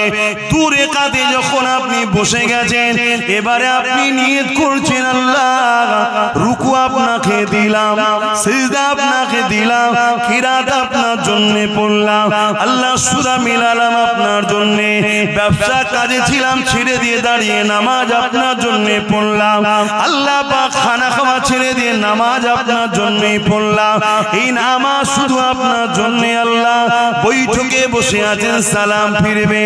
এই যুবকেরা কবুল হবে কি হবে না জানি না, তাই তো নাকি? হ্যাঁ কি না, খিদে পেয়ে গেছে? আল্লাহ আওয়াজ দিয়ে দিলেন, বান্দারে, ওরে আমার বান্দি রে, তুই কি চাস আমাকে যে রুকু দিলি, আমাকে যে সিজদা দিলি, আমার জন্য যে তাসবিহ পড়লি, আমি আল্লাহ তোর রুকুর মুখাপেক্ষী নয়, তোর সিজদার মুখাপেক্ষী আমি আল্লাহ নয়। আব্বা যদি সিজদা না দেয় আব্বাসের কপাল ফাটবে, আল্লাহ মুখাপেক্ষী নয়। আমি যদি সেজদা দিই আমার নসিব করো যে আল্লাহ আমাকে সেজদা দেওয়ার তৌফিক দিয়েছে, তাই তো নাকি গো? তো তুই কি চাস কবুল হোক? অবশ্যই আল্লাহ চায় নামাজটা কবুল করে নেন, রুকু সিজদা কবুল করে নেন। আল্লাহ পাক জানিয়ে দিলেন, সালাম ফিরবার আগে আমার বন্ধুকে সালাম দিয়ে দে। পর আসসালামু আলাইকা আইয়ুহান নবী। আচ্ছা না না, আত্তাহিয়াতু লিল্লাহি ওয়াস সালাওয়াতু আত-তাইয়্যিবাতু আসসালামু আলাইনা। আত্তাহিয়াতু লিল্লাহি ওয়াস সালাওয়াতু আত-তাইয়্যিবাতু আসসালামু আলাইকা আইয়ুহান নবী। আচ্ছা না না, বলবেন নাকি না? ও আল্লাহ, নামাজ তো আপনার জন্য, এখানে গায়ের কে কেন আনছেন? নামাজ তো শুধু আপনার জন্য, আপনার জন্য সিজদা আপনার জন্য, তাসবিহ আপনার জন্য। বুঝছো তো নাকি যুবকরা? কি গো, বুঝছো তো? এখানে গায়ের অন্যজনকে কেন নিয়ে আসলেন? নামাজ শুধু আপনার জন্য। আপনি তো বলেছেন লোক দেখানো হলে চলবে না, শুধু আপনার জন্য। তাহলে এখানে মোহাম্মদ রসুলকে কেন সালামটা দিতে বলছেন? এ আমার বাংলা বান্দিরে, মোহাম্মদ রসুল যদি আমার গায়ের হতো, পর হতো, তাহলে সালাম দিতে বলতাম না। সালাম দিয়ে তোকে বুঝিয়ে দিলাম মোহাম্মদ রসুল আমার পর নয়, আপন। আর এই সালামের সাদকাতে আমি আল্লাহ তোর নামাজটা কবুল করে নেব। নামাজ পড়ার আগে নবী চিনা দরকার আছে না নাই? কি গো, একটু বলবেন তো? আচ্ছা, নবীকে তো সালাম দেয়া হলো। আল্লাহ বলছেন আমার নবীকে সালাম দিলি নামাজ কবুলের জন্য। এবার আমার বন্ধু তো খুশি হবে, তার আহাল ছাড়া নয়। তারপর আরেকটু আগে যে বল, আল্লাহুম্মা সাল্লি আলা মুহাম্মাদ, তারপরে বলে ওয়া আলা আলি মুহাম্মাদ, অর্থাৎ আলে মুহাম্মাদের উপরও দরুদ সালাম পড়। জোরে বলুন সুবহানাল্লাহ। নবী আর নবীর আহালদের মর্যাদা বুঝতে পারছেন? কিন্তু সময় নেই আর। আল্লাহ তৌফিক দেন কখনো হবে। আসুন একটু সেই নবীকে সালাম দেবো। হে নবী সালাম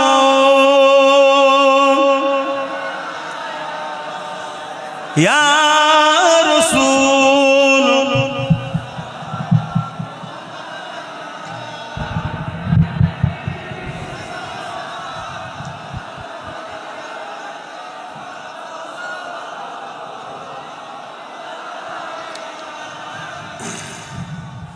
হুজুরের মিলাদের মাস, সালাম বেশি বেশি করে, দরুদ বেশি বেশি করে পড়বেন। সারা বছরই তো দিতে হবে, পড়তে হবে, এই মাসে আরো বেশি করে পড়বেন। পাশাপাশি আমি ছোট্ট একটা বিষয় আলোচনা করব, ওয়াকফ নিয়ে। আপনাদের কোনো আপত্তি আছে? কেন হুজুরের মিলাদের মাস বলে অন্যদিকে বেশি গেলাম না? অন্যদিকে যাওয়া বলতো শরীয়তের বাইরে যেতাম না, শরীয়তের মধ্যেই থাকতাম।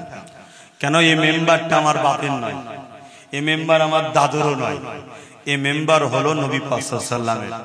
এখানে যদি উঠে শরীয়ত বিরোধী পাকামো করি, উল্টো পাল্টা বকি, কিয়ামতের দিন হুজুর আমায় ধরবে।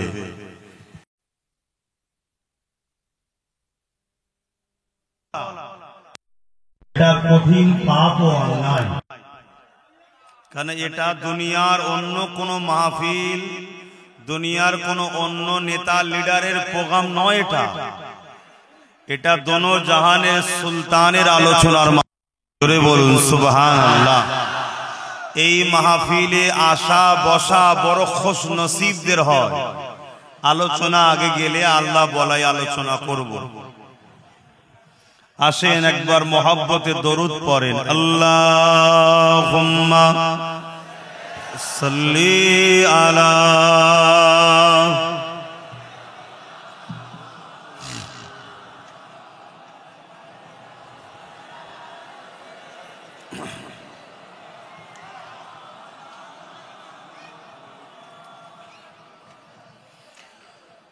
औज़ु बिल्लाहि मिनश शैतानिर रजीम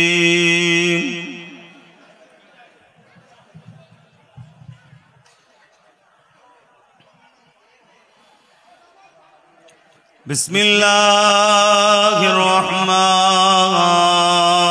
रहीम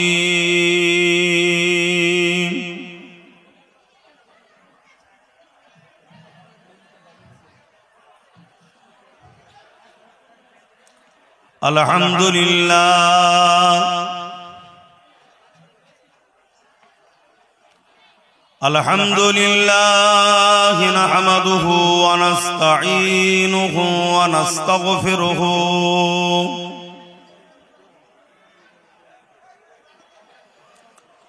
व नु'मिनु बिही व नतवक्कलु अलैहि ونعوذ بالله من شرور أنفسنا ومن سيئات أعمالنا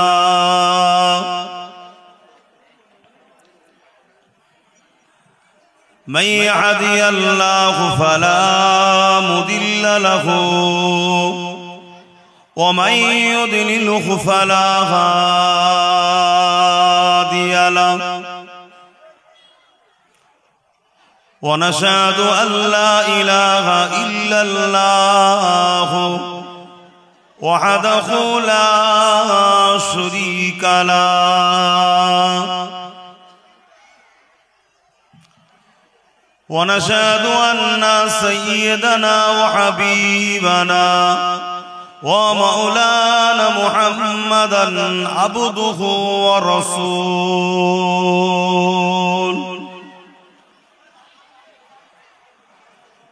أما بعد فيا أيها الحاضرون رحمكم الله قال الله تعالى في كلام المسيح والفرقان الحميد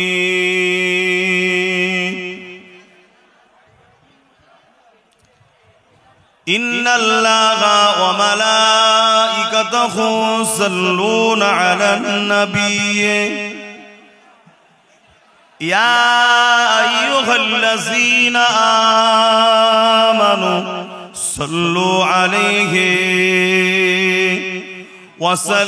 وسلموا تسليما اللهم صل على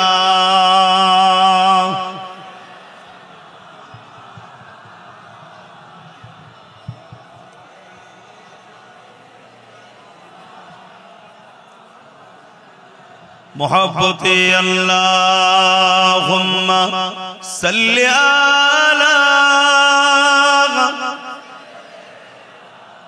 مولانا محمد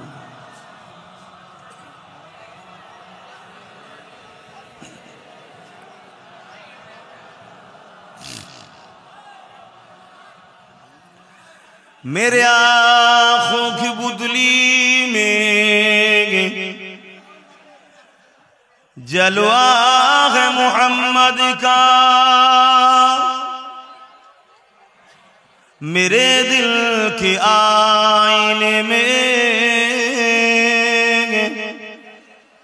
नक्शा है मोहम्मद का कोई जन्नत में जाएगा कोई दोज़ख में पहुँचे मदीने की तरफ दौड़ दीवाना मोहम्मद का अल्लाह সাল্লি আলা। ফটো গুলো বন্ধ করো না, ফটো ভিডিও করছো কেন? এই ছেলে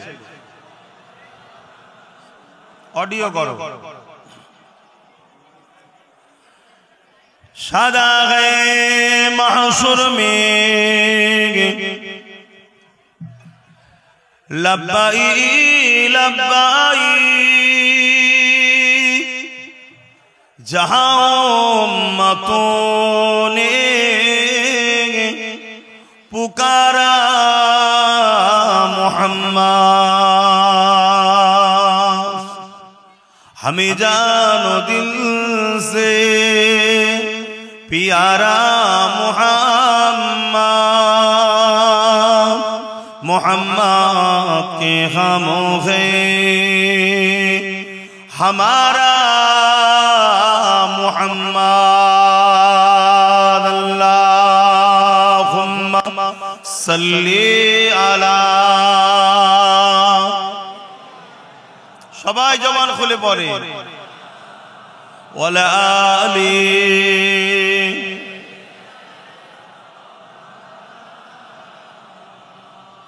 খুশনসিব তো তারা হয় যারা দরুদ পড়তে পারে। পৃথিবীতে দরুদ আর সালাম ছাড়া কোনো কাজ কবুল হয় এটা কেউ বলতে পারবে না।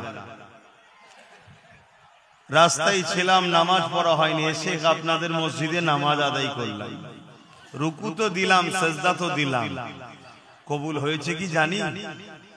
আপনারাও তো পড়েছেন, দীর্ঘ বছর ধরে পড়ছেন।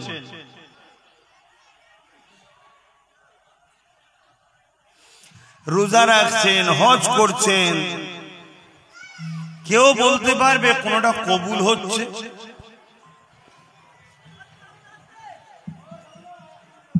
আল্লাহ পাক কবুল করতেও পারেন, নাও পারেন। কিয়ামতের দিন আমরা সবাই গিয়ে দেখব, আমরা নামাজ পড়েছিলাম, আল্লাহ বললেন তুমি তো লোক দেখানোর জন্য করেছো। হজ করেছিলাম, আল্লাহ বলল তুমি তো হাজি হবে, লোক হাজি বলবে তাই এসেছিলে। জান কুরবান করলাম, কিয়ামতের দিন শহীদ হবার আছে, আল্লাহ বলবে তুমি তো সমাজে নাম হবে, তোমার বীরত্ব বাড়বে। কোনটাই নিশ্চিত নয় যে কবুল হচ্ছে, কিন্তু তা বলে করা বন্ধ করলাম না, করতে হবে, আল্লাহর হুকুম। কিন্তু দুনিয়ায় একটা কাজ আছে যেটা জবান দিয়ে শুধু বেরোতে দেরি। সে যেই পড়ুক, যত বড়ই সে পাপী হোক না কেন, বন্ধুর ওপরে দরুদ ও সালাম পড়লে আল্লাহ ফিরিয়ে দেয় না, সঙ্গে সঙ্গে কবুল করে। জোরে বলুন সুবহানাল্লাহ। তো সেই দরুদ যদি মজলিসে বসো আমাদের ছেলেদের মুখ দিয়ে না বেরোয়, তাহলে বড় দুর্ভাগ্য।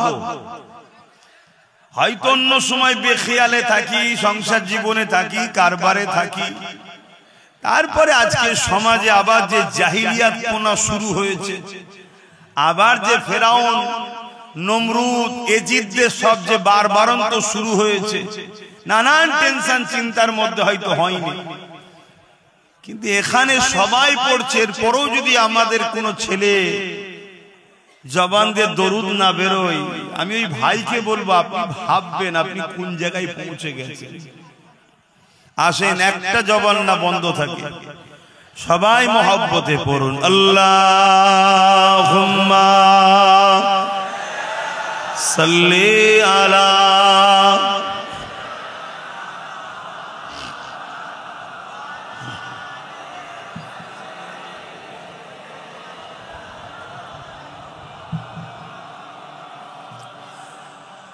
कलमे ला इलाहा इल्लल्लाह, ला इलाहा इल्लल्लाह, ला इलाहा।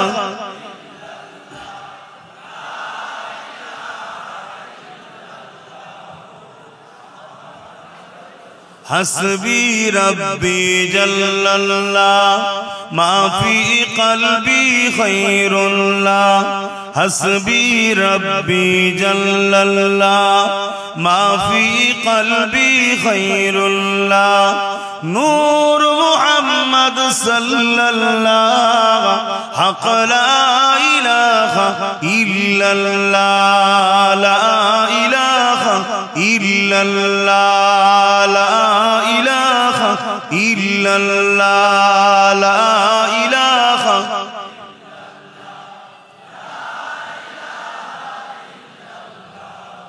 मुहम्मदुर रसूलुल्लाह ला इलाहा इल्लल्लाह ला इलाहा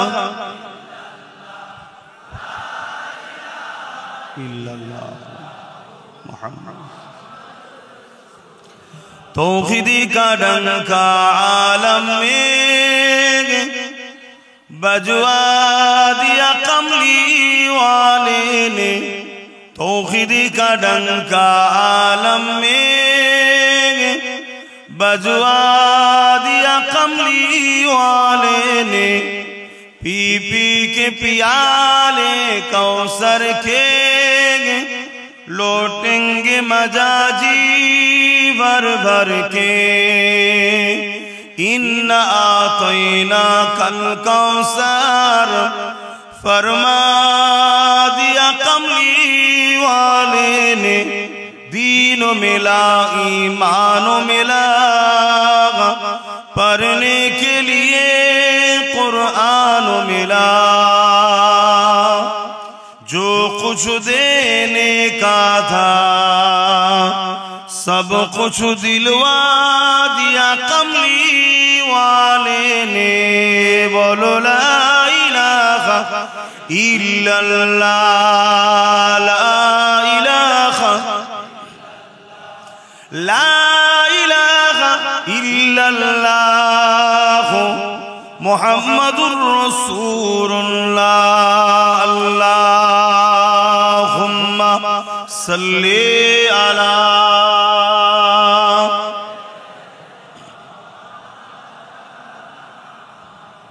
वला आले सय्यिदिना सफ़ी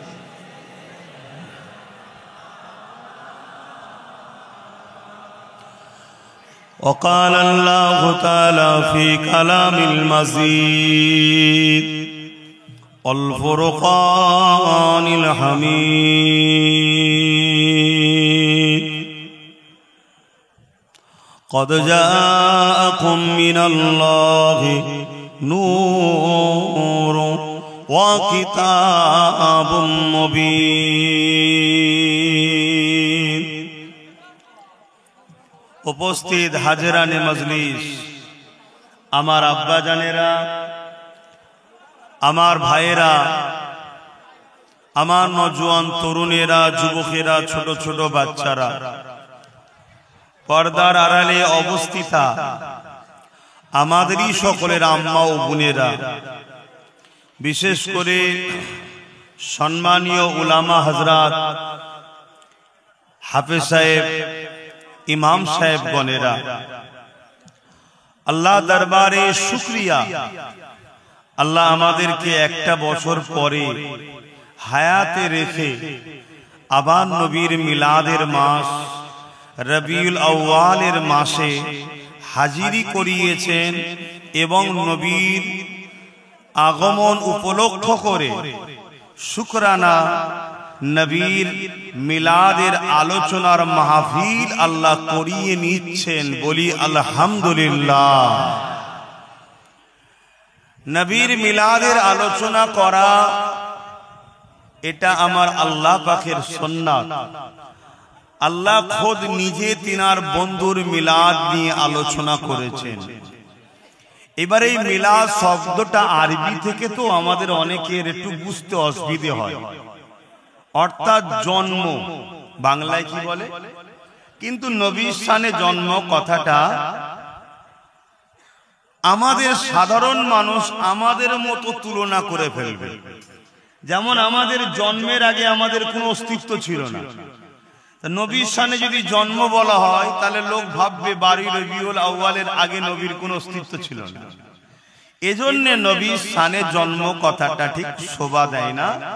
এখানে বলতে হবে 12 রবিউল আউয়ালে নবীর উপস্থিতি হয়েছিল। জোরে বলুন সুবহানাল্লাহ। 63 বছর দুনিয়াবি জিন্দেগির জন্য, অন্যায়কে মিটাবার জন্য, ন্যায়কে প্রতিষ্ঠিত করার জন্য, জুলুমকে খতম করার জন্য, অন্যায় অত্যাচার রাহাজানি খুন খারাপি ধ্বংস করে মিটিয়ে দিয়ে ন্যায় সত্য ইনসাফ ইনসানিয়াত মানবতা মনুষ্যত্ব মজলুমদের সাহারা হয়ে নূর নবী রাহমাতাল লিল আলামিন হয়ে উপস্থিত হয়েছিলেন। জোরে বলুন সুবহানাল্লাহ। আইয়ামে জাহিলিয়াত ঈসা আলাইহিস সালাম চলে যাবার পর কম বেশি 500-550 বছর কেটে যাবার পর এই পৃথিবীর ভৌগোলিক পরিস্থিতি এমন হয়েছিল যেখানে মানুষ মানুষের প্রভু হয়ে গিয়েছিল। ক্ষমতাশালী ইরান ছিল, পারস্য ছিল, রোম ছিল। এই পৃথিবীর ক্ষমতাশালী শাসকরা তারা কৃতদাস প্রথা চালু করেছিল, অর্থাৎ প্রজাদের উপাসনা করতে হবে শাসককে, শাসকের কথাই শেষ কথা, এবং নারী হলে কন্যা সন্তান হলে জন্তু জন্তু পুঁতে দিত। ছেলের হাত থেকে তার মা নিজের ইজ্জত বাঁচাতে পারত না, কন্যা তার ইজ্জত বাপের হাত থেকে বাঁচাতে পারত না। গরিবের ঘরে যদি কেউ জন্ম নিত তার গলাতে শিকল দিয়ে কোমরে বেড়ি দিয়ে বাজারে নিলামে আলু পটলের মতো বিক্রি হতো।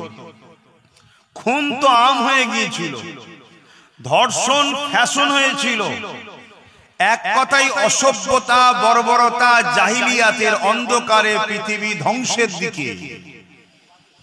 এই ধ্বংস পৃথিবীকে এবং মনুষ্যত্ব যে ধ্বংস হয়ে গিয়েছিল, জাহিলিয়াতপনা যে শুরু হয়ে গিয়েছিল, এই পৃথিবীতে মানুষ জুলুমের শিকলে আবদ্ধ হয়ে প্রতিটা মানুষ চিৎকার দিচ্ছে, বাঁচবো কি করে, বাঁচবো কি করে, কেউ তো আসুক আমাদেরকে সাহারা দিতে। ঠিক এই মাসে আজ থেকে কিছু কম বেশি 1450 বছর বেশি আল্লাহ এইটুকু এলেম দিয়েছে, আলহামদুলিল্লাহ। তাই আপনাদের বুঝতে অসুবিধা হয় আলাদা কথা, কিন্তু যেখানে যেটাই বলেছি দিনের স্বার্থে বলেছি, হুজুরের জন্যই বলেছি। তা সালাম দিয়ে বসিয়ে সংক্ষেপে একটু অকাবলে দু কথা শুধু জিজ্ঞেস করব, কথা বলবো। আপনারা শুনতে ইচ্ছুক তো নাকি? আসেন একটু সকলে সালাম দিয়ে নি, সকলে বলিয়া নবী সালাম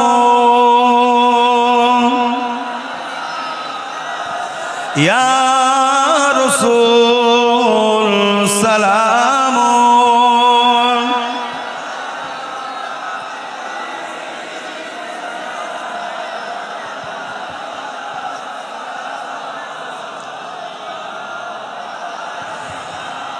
या नबी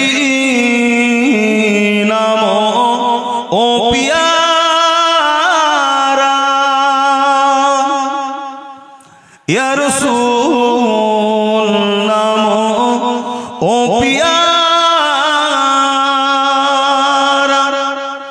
अर्श पर हक ने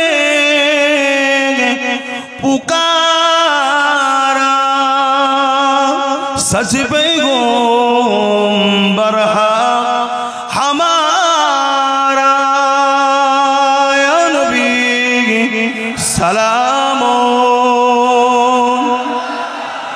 या रसूल सलाम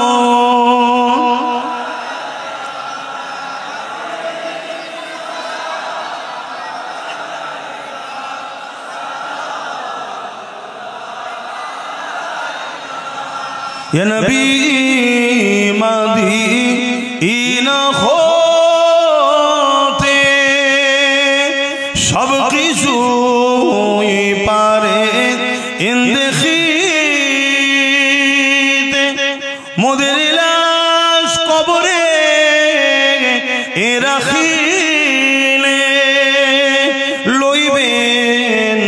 আপন করে নবী সালাম ইয়া রাসূল সালাম ইয়া হাবিব সালাম সালাওয়াতুল্লাহ।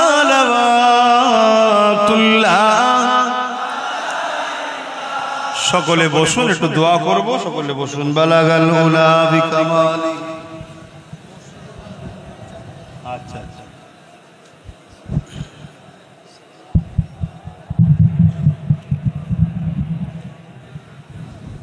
দরুদ শরীফ আল্লাহুম্মা সাল্লি আলা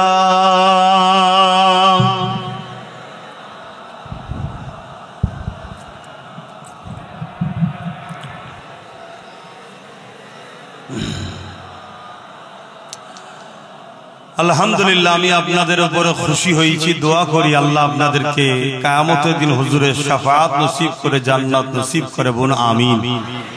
যতগুলো যুবক এবং ভাই, বাপ, মা, বোনেরা সবাই আপনারা হুজুরের মিলাদ মাহফিল বানালেন এবং সেখানে এসে হুজুরের মিলাদের সম্মান মর্যাদাকে রক্ষা করলেন। এটা আল্লাহ আপনাদের উপরে খুশি হয়ে যাক, বলুন আমিন। নিঃশ্বাসের কোনো বিশ্বাস নাই, তাই তো নাকি? দুনিয়ায় আমরা ঘর বাড়ি সব তৈরি করি না কি জন্য? একটু আরামে থাকবো। ব্যবসা বাণিজ্য কারবার রান্না বান্না করি, একটু খাবো আরামে, ভালো তন্দ, তাই তো নাকি?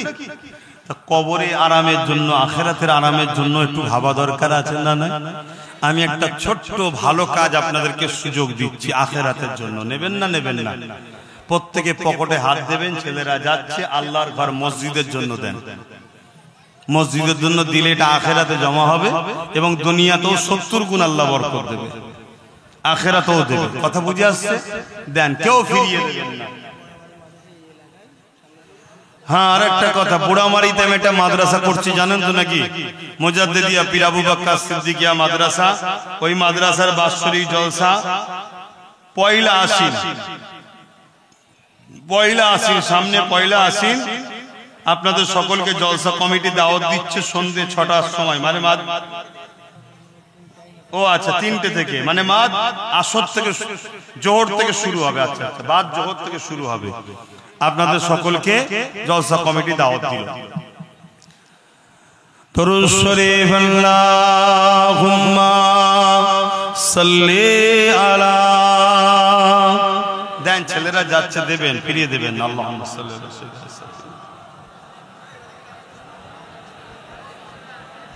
কি জন্য? মসজিদে আমার একটা ভাই মিনহাজ, তার একটা বাচ্চা একটু অসুস্থ আছে। আল্লাহ যাকে ভালোবাসে বিমারও দেয় পরীক্ষার জন্য। আল্লাহ যেন শেফা দেয়। মসজিদে নগদ 2000 টাকা দিল। আপনারা দোয়া করবেন না? বলুন আল্লাহুম্মা আমিন। এ চাঁদ রবিউল আউয়াল কা चमकाता है चमकाएगा। যন্ত্রণা শেষ আছে? এই টুপি নিয়ে কেন?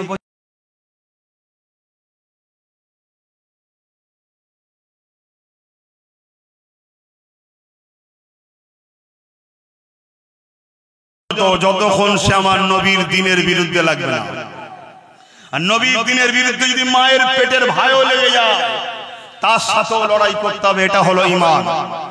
আজ কাউকে আপনি ভালোবাসছিলেন আলাদা কথা, রুজি রুটির জন্য, কারবার ব্যবসা বাণিজ্যের জন্য, দেশের জন্য, সমাজের জন্য করছিলেন, করবে যান, আমার দেখার দরকার নেই। সেদিন লড়াইটা ছিল আলাদা।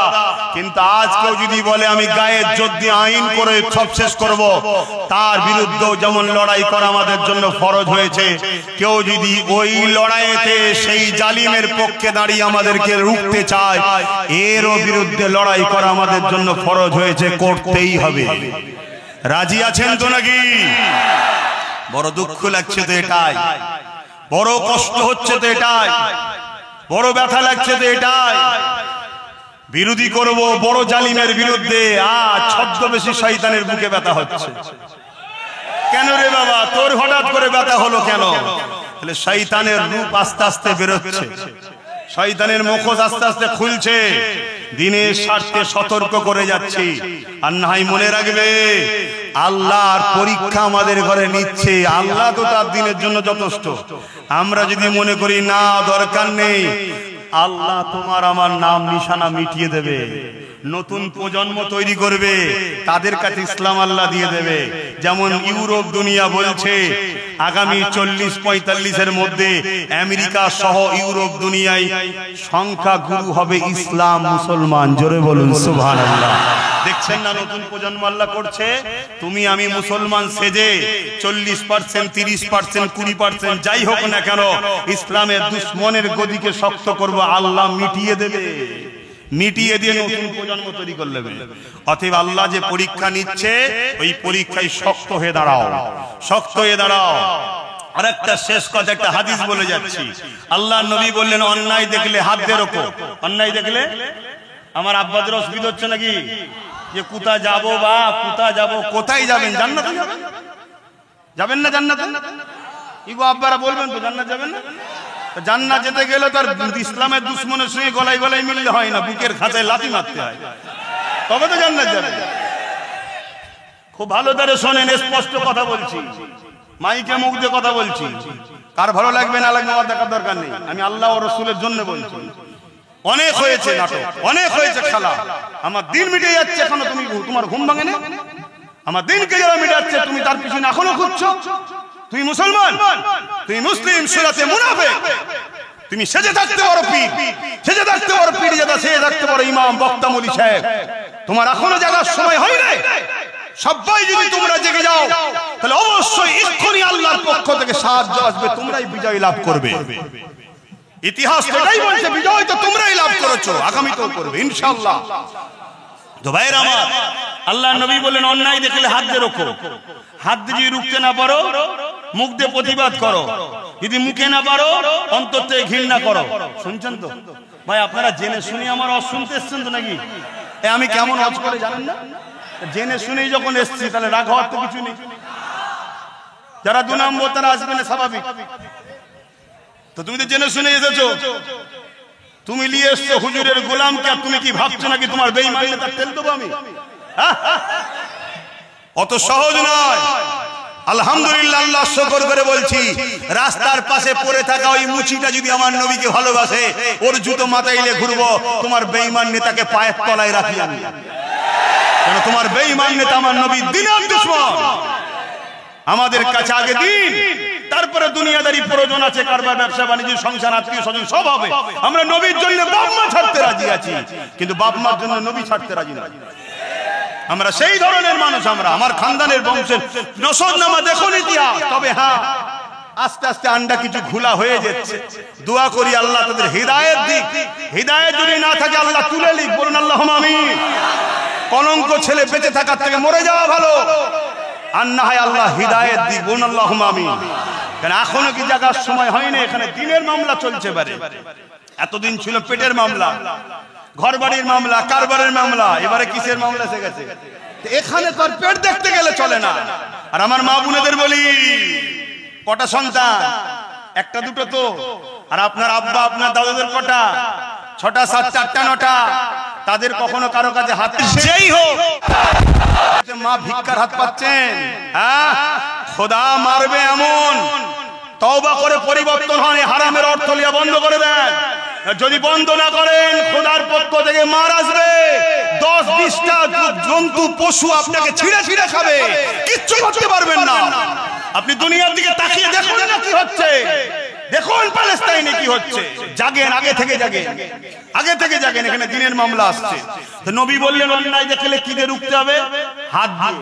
যদি হাতে ক্ষমতা না থাকে, মুখ দিয়ে। যদি মুখে না থাকে, অন্তর দিয়ে ঘৃণা করো। সব জায়গায় যারা হাত তোলে, এখানেও তার হাত তোলা দরকার। আর যারা সব জায়গায় হাত তোলে না, তারা হাত তুলবে না। সব বেলায় হাত তোলো। জায়গা চলে গেছে, মারপিট করেছো, কি ভুল বলছি নাকি? সামান্য 2000-3000 টাকার জন্য মাথা ফেটিয়ে দিয়েছো, করেছো না করেন? বাক্স চুরি করলে ছুটছো, করেছো না করেন? সব জায়গায় মারপিট করেছো, এখানেও তোমায় হাত তুলতে হবে। এটা তোমার পরীক্ষা শুরু হয়েছে ভাই। আর যারা ওই জায়গায় হাত তোলে না তাদের জন্য দ্বিতীয় পন্থা কি? মুখ দিয়ে প্রতিবাদ করো। আমি আব্বাস সিদ্দিকী সব জায়গায় প্রতিবাদ করি, আর মসজিদের বেলায় চুপ। তাহলে জানতে হবে মুনাফিক গাদ্দার। যেসব আলেম ওলামারা অন্য ব্যাপারে মুখ খোলে না, চুপচাপ থাকে, ফটোর সামনে আসে না, অনেক কখনো মুখ খোলে না, ফটোর সামনে আসে না, এই সেসব হুজুরকে আমি সম্মানের সাথে বলছি, তাদের জন্য এখানে আসার প্রয়োজন নাই, ঠিক না বেটি? কিন্তু কিছু বিষয় হলে মিডিয়া নিয়ে আসো, বক বক বক বক করে বকে দিলে কি অনেক বকে না, বকে না? এই বেলায় চুপ কেন? এখানেও তোমায় মুখ খুলতে হবে। 3 নম্বর চলে আসেন চুপ থাকা। তো সব জায়গায় যারা চুপ ছিল এখনো চুপ থাকবে, কিন্তু অন্তর থেকে ঘৃণা করতে হবে। যেমন অন্য অন্তর থেকে ঘৃণা করো অন্য অন্যায়ের বিষয়, বুঝতে পারছি তো নাকি? যদি এই 3টের মধ্যে কোনোটা না থাকে, রাসূল বলছে তার মধ্যে ঈমান নাই। কে বলছে? তাহলে ওয়াকাফ ইসলামের পার্ট না, পার্ট নয়। তাহলে ওয়াকাফকে কেউ আইন দিয়ে মিটিয়ে দিতে চাইবে, সে নাই করছে না অন্যায় করছে, তাহলে তার বিরুদ্ধে হাত দিয়ে লড়তে হবে। যদি হাতে ক্ষমতা না থাকে মুখ দিয়ে প্রতিবাদ করতে হবে। যদি মুখে না থাকে অন্তর থেকে ঘৃণা করে তার থেকে সরে যেতে হবে। তুমি মুসলমান দাবি করে ঘৃণা না করবে, হাত দিয়ে মুখ দিয়ে প্রতিবাদ করবে না, হাত দিয়ে প্রতিবাদ করবে না, তাকে শক্তিশালী করবে। জানতে হবে তোমার মধ্যে ঈমান। জোরে বলো। দ্বিতীয় নম্বর, কেউ যদি ওয়াকাফ আন্দোলনকারীদের উপরে জুলুম করে, তাহলে সে কি জানতে বাকি সেও ওয়াকাফ আইনের পক্ষে? কথা মাথায় ঢুকছে না, ঢোকে না? তাহলে এই ন্যায় করছে না অন্যায় করছে, তাহলে এর বিরুদ্ধে মুখ হাত দিয়ে লড়তে হবে। যদি হাতে ক্ষমতা না থাকে মুখ দিয়ে প্রতিবাদ করতে হবে। যদি মুখে ক্ষমতা না থাকে অন্তর থেকে ঘৃণা, ঘৃণা যে করবে সে কখনো চাইবে শয়তান জিতুক? কথা মাথায় ঢুকছে না, ঢোকে না? কেন? শয়তান বড় হলে আরো বড় বড় শয়তানি করবে। কথা কি আমার কষ্ট হলো কারো? আমি স্পষ্ট একটু বলি, কেন জানে? যাতে 2 নম্বর গুলো পালিয়ে যায়। ধান দেখবেন জমিন থেকে কেটে কষ্ট করে নিয়ে আসার পরে একটা হাওয়া দেয়। কেন হাওয়া দেয়? এই জন্য আমি একটা হাওয়া দিই, যাতে করে অরিজিনাল থাক। কেন? ইসলামের ইতিহাসে বলছে মুসলমান যতবার ঠকেছে বা কষ্ট পেয়েছে একটাই কারণে, মুসলমানদের মধ্যে থাকা গাদ্দারদের জন্য। আর যখন এই গাদ্দারকে মুসলমান আগে সাইজ করে দিয়েছে, একেবারে সাইজ করে দিয়েছে, গাদ্দার ফিনিশ, আর কখনো মুসলমানের সঙ্গে কেউ লড়াই করে পারে না। তা আজকে আমাদের এই গোলামির শিকল যে গলায় দিয়েছি আমাদের গাদ্দারদের জন্য। দেখেন না, আমাদের কওমের কিছু গাদ্দার সব মাথায় বসে আছে না, নাই?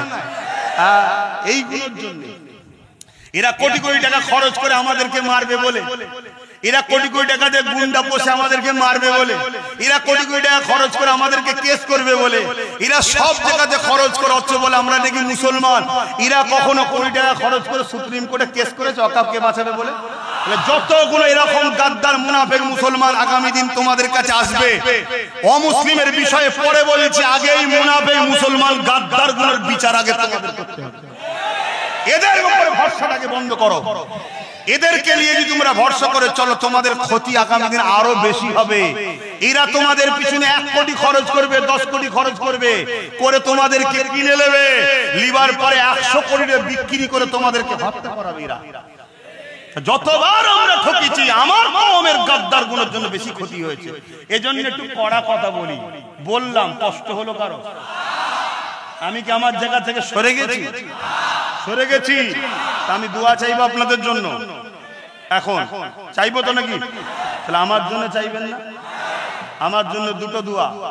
নিজের জন্য চাইবেন, আল্লাহ যেন আমাকে ঈমানের সঙ্গে মরণ দেয় এবং নলেজ সিটি যেন কবুল করে। বললেন না আমি? আর আল্লাহর নবী বললেন, যে তার ভাইয়ের ভালো চাই না, যে তার ভাইয়ের ভালো, বসেন কোথায় যাবে? ও ইমাম সাহেব তো রেডি হতে হবে না? আরে ভালোবাসি বলে টানাটানি করছি না, কে কাকে টানে? তাহলে আমার জন্য দোয়া করলেন। আল্লাহর নবী বললেন, যে তার ভাইয়ের ভালো চাই না সে জান্নাতের খুশবু পাবে না। তাহলে আমি আমার জন্য চেয়ে যাবো আর আমার ভাইটার জন্য চাইবো না? আমার ছোট ভাই নওশাদটার জন্য দোয়া চাইবে। ওর উপরে জালিমদের খুব রাগ, ওর উপরে চোর ডাকাত খুনি সন্ত্রাসগুলোর খুব রাগ। ওকে ঘন ঘন ধরছে আর বন্দি করছে, দেখছেন না? তবে আল্লাহর শান, আল্লাহ কি কোন হিকমতে আল্লাহ মানুষকে বড় করে আল্লাহই তো জানে। ইউসুফ আলাইহিস সালামকে আল্লাহ যে না হয় আমার আল্লাহ তোমাকে তো মিটাবে, আর আমরা মুহাম্মদ রাসূলের গোলামরা তোমাদের বিরুদ্ধে লড়াই জারি থাকবে। জোরে বলুন সুবহানাল্লাহ। আমরা জীবনের শেষ নিঃশ্বাস দিয়ে হলো গুস্তাখে রাসূলদের বিরুদ্ধে লড়াই করব, ইসলামের দুশমনদের বিরুদ্ধে লড়াই করব। আমাদের অন্য ধর্মের কোন মানুষের সঙ্গে আমাদের ঝগড়া নাই। সবাই বাপ আদম মা হাওয়ার সন্তান, আমরা সবাই মিলেমিশে থাকবো। হিন্দু হোক, খ্রিস্টান হোক, আদিবাসী হোক, শিখ হোক, পাঞ্জাবি হোক, সবাই আমাদের ভাই বোন, সবাই আমরা ভাই ভাই ভাই বোন মিলেমিশে থাকবো। কিন্তু দাড়ি রেখাও যদি নবীর বিরুদ্ধে হয় তার বিরুদ্ধেও লড়বো, দাড়ি চেঁচাও যদি নবীর বিরুদ্ধে হয় তার বিরুদ্ধেও আমরা লড়বো, ঠিক না বেঠি? পাশাপাশি এটাও জানিয়ে দিই, কেউ যদি মনে করে আমি অকাবলিয়ে লাভলে, আমি অকাবলিয়ে লড়াই করলে তোমাকে আন্দোলন করতে দেবো না, তাহলে সেই জাহান্নামের কুত্তাকেও জানিয়ে দেবো তোমার বিরুদ্ধে আমাদের যুদ্ধ চলবে। তুমি যত লড়াই সুপার পাওয়ার হও না কেন, মনে রেখে দিও আমার আল্লাহ নমরুদকে মশা দিয়ে মেরেছে, আমার আল্লাহ বদরের ময়দানে 313 জনকে দিয়ে 1000-এর উপরে লড়াইয়ে কামিয়াবি দিয়েছে। আমরা ওয়াকাফের জন্য, মসজিদের জন্য, মাদ্রাসার জন্য, কবরস্থানের জন্য সবার বিরুদ্ধে লড়াই করতে রাজি আছি। যদি তুমি মনে করো কিছু পীরকে, কিছু পীর জানা ইমামকে খরিদ করে তুমি দাদাগিরি দেবে, তোমার দাদাগিরিকে পায়ের তলায় চেপে মারবো আমরা ইনশাআল্লাহ। আপনারা তৈরি আছেন তো নাকি? এ লড়াই হবে, এ যুদ্ধ হবে। আপনারা কারা এই যুদ্ধে অংশগ্রহণ করতে চান হাত তুলে দেখান।